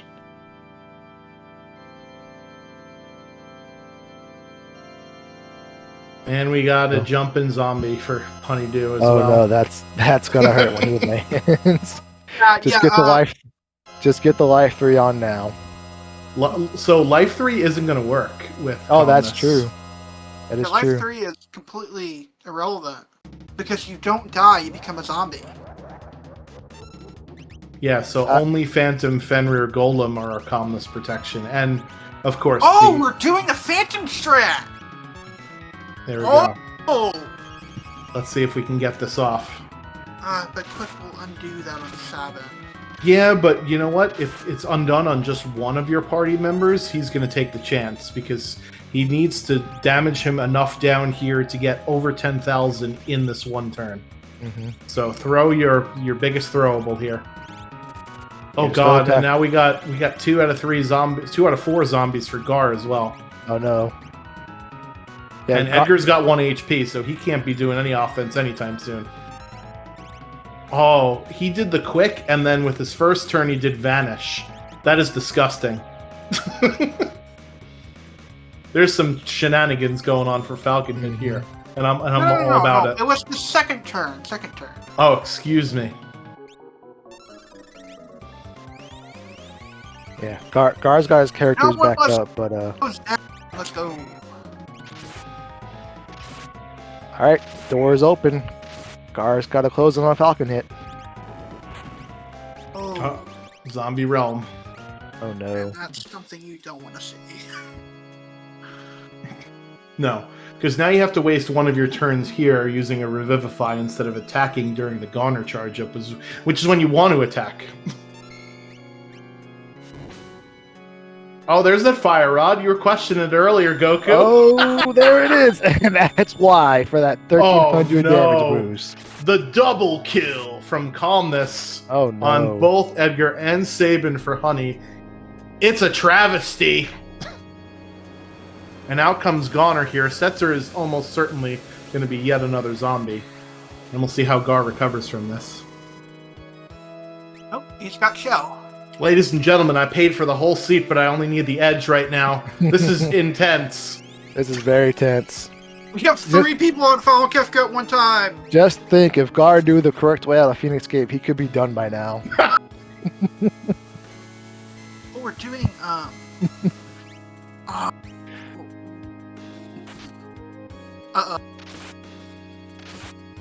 Oh no, couple zombies for Gar.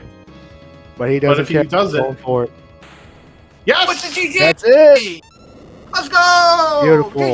GG to Gar!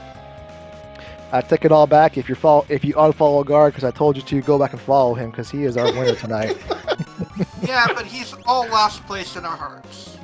Yeah, he's first place in the race, but disqualified in technicality. And there we go! Falcon hit with the crack boom. Joined Shakalaka. by Gar! GG's! And how dare you not suplex the train? Oh, we have a bone to pick with you, sir. I know. Like, as soon as I saw the Crack Powell and Ghost Train, I'm like, oh, wait, Realm has Blitz. Like, how dare you? You are last in our hearts. I understand. I accept this. And I will endeavor to do better next time. So, question from the chat. Well, question from myself. I'm considering myself part of the chat. All right. How did you think your Phoenix Cave trip went? Yeah, so, if you didn't know, you can go from the back. Not the front. So first, I have not done this flag set before. It is, as a matter of fact, I don't think I've ever gone into Phoenix Cave without having Locke in the party. So I just straight up didn't know that you could continue going forward. I thought you had to go backwards. And since I've never gone backwards through the cave, that was a whole trip. So, no, you're 100% correct. You can't go to the end, step on a little redstone, and warp out. You have to go all the way backwards. So when you do your official seed for the Empire, go ahead and do that again. You got it. Returner scum. Yeah, come on, do our team better. Come on. I didn't know. Let me down. Listen, you let me down. As with everything's World Collide, you always learn it the hard way. Don't you know that by now? That's true. And I love learning things the hard way, because otherwise I just don't learn it at all. Otherwise, yeah, so talk to us a little bit about, you went back 3 times for Tentacles. Did you start to feel behind after that, and did you make plays based on, oh no, Tara just shocked the whole party into Are you up zombies? there? Oh dear no. God. Oh, no. Bad. Uh, No! Oh dear Lord. So, to answer your question, yes, I felt behind basically the whole seed. The tentacles did not help with that. Me flying around to random shops trying to find something. Like, revivifiers are surprisingly hard to come by. I don't remember where I finally found them. But yeah, no, it was tentacles all the way. Like, that whole thing just kind of set the tone for the rest of my seed. So I definitely felt under pressure. I played a little riskier than I otherwise might. I didn't save as often as I probably should have. And fortunately, I wasn't punished for it. Oh God, is that Fallen one again? Jesus. Yeah. There's Cyan. Oh, back to zombie mode. So you did the inhumane thing by leaving Cyan on the airship, but you also had your Moogle charm on him. How'd you feel about that? Yeah, this is actually the second time in like 2 days that I've done exactly that thing. I mean, you swap out Cyan with, I don't even remember, Umaru probably, and yep, 2 Google charms to shuffle around the whole time. It is very annoying when I do this, and it's again not frequent that I do it, but here we are. As for leaving Cyan on the airship, that's not a regret at all. He sucks. Nobody likes him. His family died so they could get away from him. And I have no regrets about leaving him on the airship. I'll do it 1,000 times. Or cyan. Insert air horn here. Shots fired. Ooh. Oh. Anyway, yeah, so you did go to the ancient castle for Setzer, whereas our other runners took a slightly different route through the seed here. So it was interesting to see that there was more than one path, and the dragon horn that you found at Thamasa eventually came back to help you big time later with one of your builds there too. Yeah, that was very lucky. Oh no! I We've got a shock terror that is now zombied. Yeah. Oh no! Or honey, you just can't catch a break. He's just going for it here. Yeah. But the Anyway, zombies sorry, kill go him. ahead, Gar. No, so I've started to incorporate Thamasa into like my early looting path. It's got a full complement of shops. There's a handful of chests there, and it's not a place that a whole lot of people check, at least right now. So sometimes you wind up finding some goodies there. No, this is bad. This is really bad. We got another shock on the party.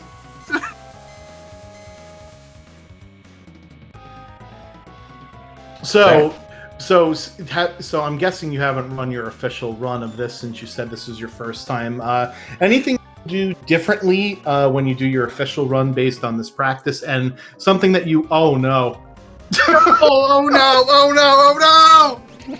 and besides that's a procking red. Ultima, oh my god, Oh no! that is just ridiculous. That is painful. That was. So anything you'll do differently with your real race, and something from this seed that you want to do in a positive and a negative thing from this seed here. Yeah, sure. So positive thing, I think I am going to continue my early Thamasa plays. I don't know. I think that the juice is definitely worth the squeeze there, and I'm glad that I started checking that, especially over a place like Miranda, which I still love dearly in my heart. But I think for my actual seed, I'm going to try and get going a lot faster than I got going here. It took me a little bit longer to get off the ground here than I would like. Glue, any other questions for Gar? What are your thoughts on the event so far? We know how talented of a player you are by your Ultra League standings, being a Mega Elixir player. How do you feel your event's going so far, just in general? Your Battlegrounds event. I think I'm doing pretty well. I'd say so. I'm posting good times for the Empire. Unfortunately, returners are kind of handily kicking our butts in a few places, so shaking my fist. You can't see it, but I can feel it.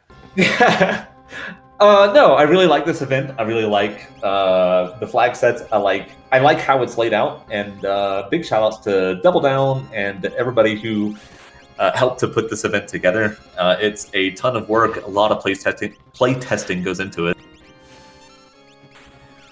Yeah. So I'm probably gonna put something in the Empire chat, telling them not to do what you did at Phoenix Cave. A smart I play. made sure I put screenshots in the returners chat for this week. There better be arrows. Like, look at this dummy. Dude, look at what this Empire general did. You should look at the yeah. I will show you the picture. You know, there are red arrows.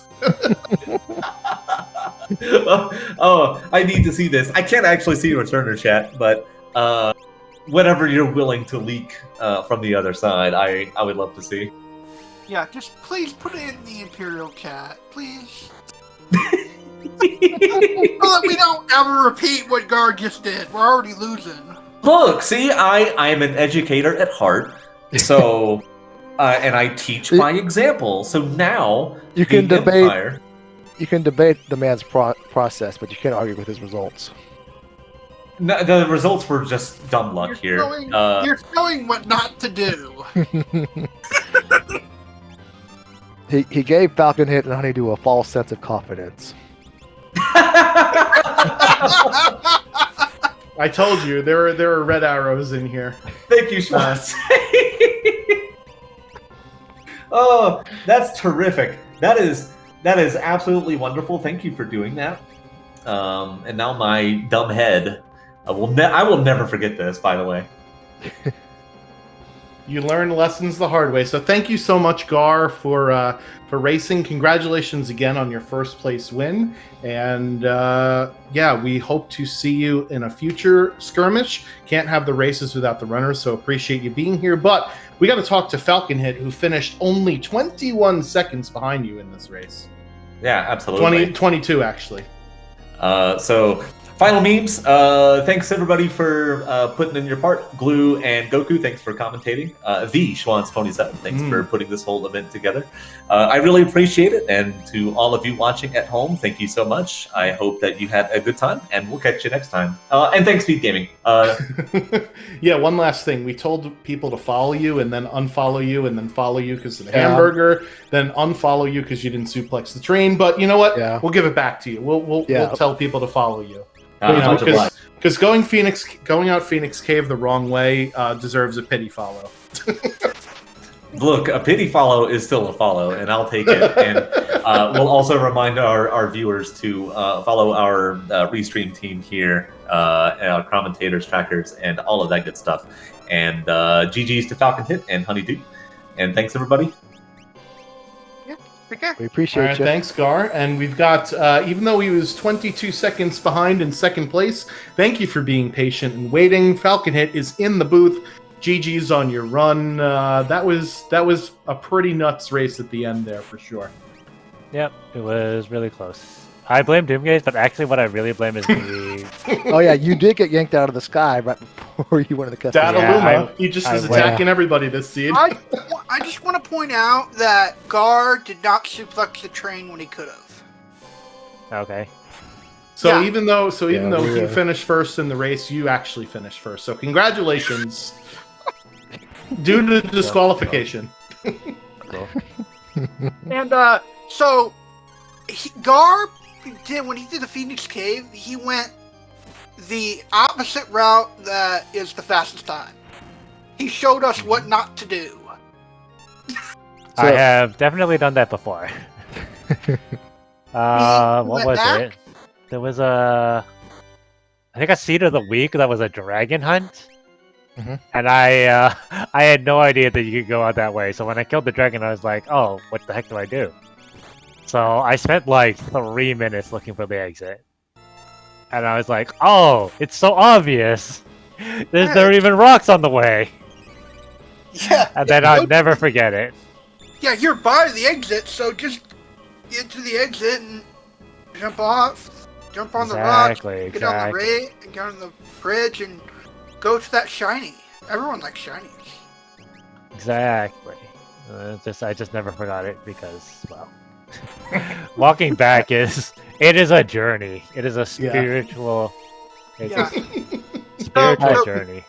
So Gar showed us what not to do. So for Falcon Hit, you actually were our first runner that figured out, hey, our seed is gated at the top of Narsh with those two characters you got there, and you put Edgar into your party over Cyan, and then you sort of fumbled around for a while there before getting Strago, and you ran into the dead checks that basically everybody else ran into. Were you waiting until maybe getting Locke to go into the Phoenix Cave? Was that sort of your overall meta strategy for this flag set? Oh no, I didn't really think about what I should have done. If I had more experience with the flag set, there was a time when I did Opera Dragon because I wanted the magic points for Realm, because Ice 3 was 1x, and I needed like the magic points. Instead of Opera Dragon, I probably should have done Phoenix Cave Dragon at that point, because, well, it's just a better tempo play than that. You would have killed two birds with one stone. Yeah, we were wondering what you were doing with Opera House. We thought it was maybe a levels thing. Some of the battles are taken a little bit because you definitely struggled on at least the Tentacles fight, which most of the runners did, and then there was another pretty difficult fight that you had there. I don't remember, was it with Flame Eater? Where yes, I think Flame Eater. Really, the struggle of the seed was not not finding shurikens. Because I had like a really powerful Sabin, but I didn't have weapons to throw. So I ended up having to throw the skeins, and the skeins on Sabin is just like not a real thing, right? Especially since I had the egg on him for the entire time, so his physical throw was like so much better than his magical throw. And then eventually I went to what was it? Realms. Bowser's Mansion, Jador World of Ruin, and I bought like 31 Kotetsus. Yep. And then I just used those as my shurikens. And I it think, was great. yeah, I think Honey found some either ninja stars or tack stars or one of the two somewhere. Oh yeah, there were ninja stars in World of Ruin, the Masa. If you went there early, you're probably chilling. But I I did not go there early. I think the main thing that killed me this seed was when I found earrings at World of Ruin Thamasa. I bought 4, but I didn't really need them because I had Gem Box Economizer as well as Gauntlet Atlas Arm, and that would have been good enough for like Mog. He would have just been jumping with that, single jumping, but it would have been fine. And then I could have used. Gar, I think, was the only one that there was Dragon Horns for sale in World of Balance Thamasa, so if you went that route, but nobody really does that without Strago, and we didn't get Strago till much later, so.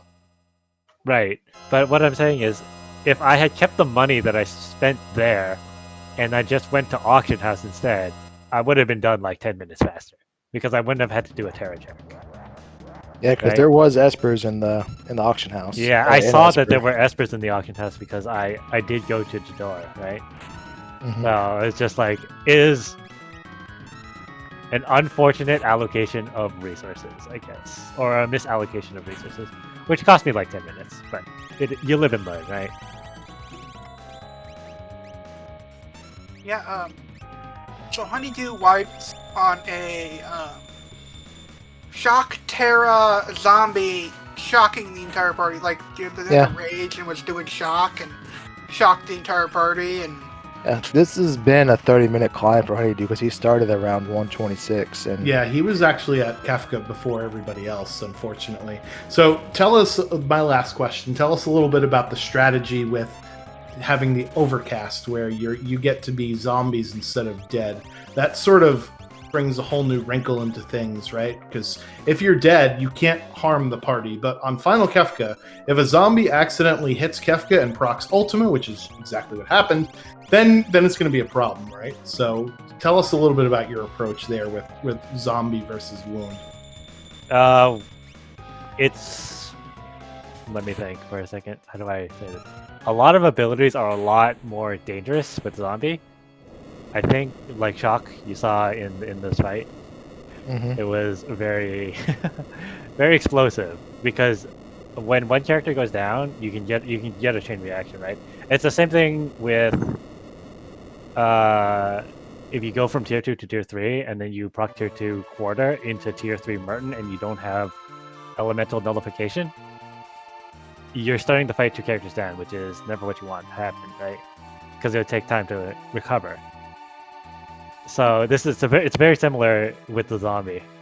So I would just like make sure you have your defenses up, make sure you're healed, and if you know that a character is about to go down or like you suspect, you can defend. I don't know if you saw, but I knew one of my characters was going to go down, so I defended with them. And that takes their turn. They take their turn to defend instead of attacking your party. That's pretty brilliant, actually. Thank you for the strategy there, Empire General. We will be employing it throughout the ranks of the. No, I'm just kidding. Spread the good news. There you go. We've cracked Falcon Hit. All right. Glue, you got any questions for Falcon Hit? How you feeling about the event overall? We're on week 4. We have a leader in between the two sides, but it's not over yet. What do y'all think you got to do to catch up and gain some ground in some of these spots y'all are losing? Probably just post faster times. That's a bad answer, That's but like I need to. Hold on, guys. We're gonna do that as well. That's a bold strategy. Let's see if it pays off for him there. Yeah. Maybe I need to. I don't know. I haven't been running like the fastest that I probably could have because I'm also prepping for another tournament. It's a Hollow Knight tournament, but I probably just need to post faster times. Maybe like practice the flag set a few times before running my race. Also, I'm sorry that I didn't change my title when I ran one of my last race. Hopefully, nobody got spoiled. Oh, I see what you're saying. You didn't put that you were doing your official run. I've done that before. once or Yeah, twice. I forgot to change my title, so it said Eastern Empire when I was doing the Doma 2. Oh, I'm sorry if anybody got spoiled. it's okay. We'll forgive you. We know you're a nice guy deep down inside, even though you're filthy and imperial. He's just getting all the returners to watch him to see strats, and then making us forfeit Doma so that they get that territory back. Right? That's a better strategy, is to cheat. Oh no, my secret plan! How Y'all did you can- know? Win if you can, must, lose if you have to, but always cheat. Right? Y'all can have Doma and just drink the water. Goku, pretty any good. final questions here for Falcon Hit? Not really. Just thanks for racing and put on the show for us. No problem. GG's. GG's. Any other final thoughts, Falcon Hit? I will definitely adjust my strategy and not loot 112 chests. Oh my god. So you're going to loot more. I mean, they are 100% random in this flag set. I so- thought I would get like 3 experience eggs. This was not the case. But there might be. We only but got the one. Racy Jeez. may be the 3 Don't experience let egg seed. recency bias deter you. You get 150 chests when you do your official run. No, Yeah, you do that's true. 200. Right? Because Every chest in the game. every chest. chest is 1 second. So if I looted 12 fewer chests, I probably would have beaten ER. There it is, folks. All right. Well, thank you for hanging out, Falconet, and for providing the entertainment for the stream. Always appreciate it. And good luck, and we'll catch you on the next one. Yeah, see ya. Thank you. We appreciate you. Bye. All right. And sliding in. Honey. GG's. Hey guys, thanks for commentating and hosting. GG's to the other runners. Yeah, we saw that shock, horrible turn of events that happened twice, and then the Ultima counter. Yeah, that was just starting with tier 2 of your first Kefka fight. Things just went downhill real fast, and then it started looking up for you. And then of course, Zombie came along. So tell us a little bit about how that first Kefka climb influenced what you did on the second time around there. Well, problem with the first Kefka climb, starting with tier 2, is like it took like 8 or 9 tries to land X zone on Tools, and Tools the one that kept killing everybody. It was 72 times to be exact. I was counting. Sounds about Yeah, right, you were. give or take. Yeah, you were. Yep. So yeah, what I learned the second climb is Life 3 doesn't work with auto zombie. Because I like Life 3'd everybody the first climb. Don't rage somebody that could be zombied. And overall, I just played more aggressive because, like, I knew I was gonna be fine. I knew I had the power to win. Like, even with like 2 of my weaker characters, I got the Kefka down to the last 10k HP. So I just played really aggressive the second time and just got up there and bopped him. He didn't even get in the Garner phase the second time. Yeah, so I just want to let you know, Gar showed what we should not do in Genie's Cave by going the opposite way, going the longest route possible in Genie's Cave when you're going back. Yeah, Gar wasn't aware that you could warp out next to the warp spot at the end where you traditionally find Locke, and not only did he go back out the wrong way, he went back out the wrong way and probably the slowest way possible while actually trying to get out of there fast, and it almost cost him the race. Oh yeah, I knew about that because I think I like run like a seed with get the KT unlock. You have to kill 6 dragons or something. Mhm. Yeah, so like just went in there, and then when I couldn't warp, just like went through, and then I was like, oh, that's what that star we always see is for. Yeah.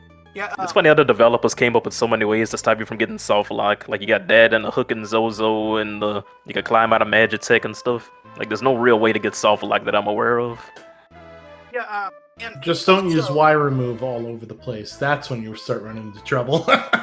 Yeah. the, But Gar also did the unthinkable and had the ability to shift lucky terrain, but decided not to. yeah, that's a good point, ladies and gentlemen. If you fall, I'm flip flopping one more time. Unfollow him because of that. Yeah. But Yeah, if you follow Gar, go follow Honeydew instead now. Yeah, everybody's welcome in Yeah. Honey's house. Yeah, I got a question for you, Honeydew. Are we gonna get the honey cam back this week? I've been asking for it for a while, but you've been letting me down a little bit. Yeah, it's coming back soon. I'm actually Beautiful. gonna do something that it might be kind of weird, but it's something I want to try out. I want to I'm try listening. to speed run this game and walk on a treadmill at the same time. That way, I get like an hour and a half of walking in every day. Oh, nice. Yeah, Yeah, I did it off stream a few times. Usually, I'm dead by the time I get the KT unlock.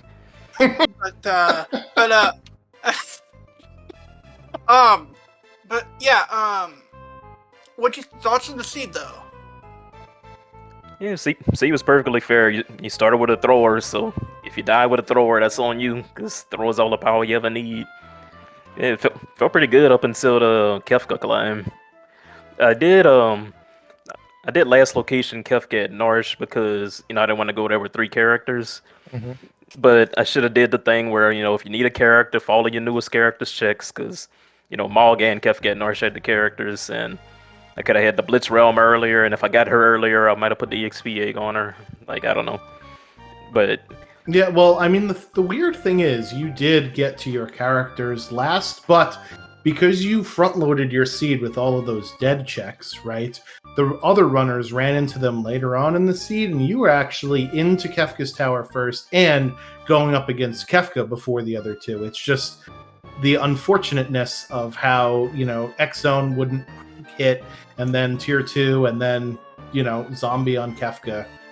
So I think your approach was pretty good, all things considered. But yeah, it's for sure something you could take a look at. You just got trolled at the end. Yeah. nice to know. I didn't know it was that close. Didn't No, expect you that were- I got to him first, but yeah, what can I say? Sometimes you get bopped. I could have played better, so I ain't even gonna blame RNG on it. Like, I could have played better, so next time. Heart of a champion. You'll get him next time. Yeah, you could have been first place. Yeah, the Cast in Life 3 when I didn't have to, that was like bad game knowledge and little misplays here and there added up. The calmness was like not just plain bad luck, but still with better playing I could have pulled it off. But yeah, I learned a lot. So Falcon had showed off something that you can do if you have only Phantom Calmness protection. Count HP damage, get him under a certain amount, and then use Quick. Phantom Quick. Something new.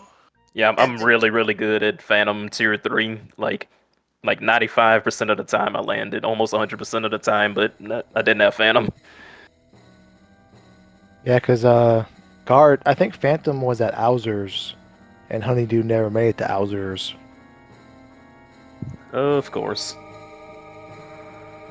Oh yeah, another thing about routing, it's like after I got Terras, like I was kind of like just running everywhere, like getting treasure chests.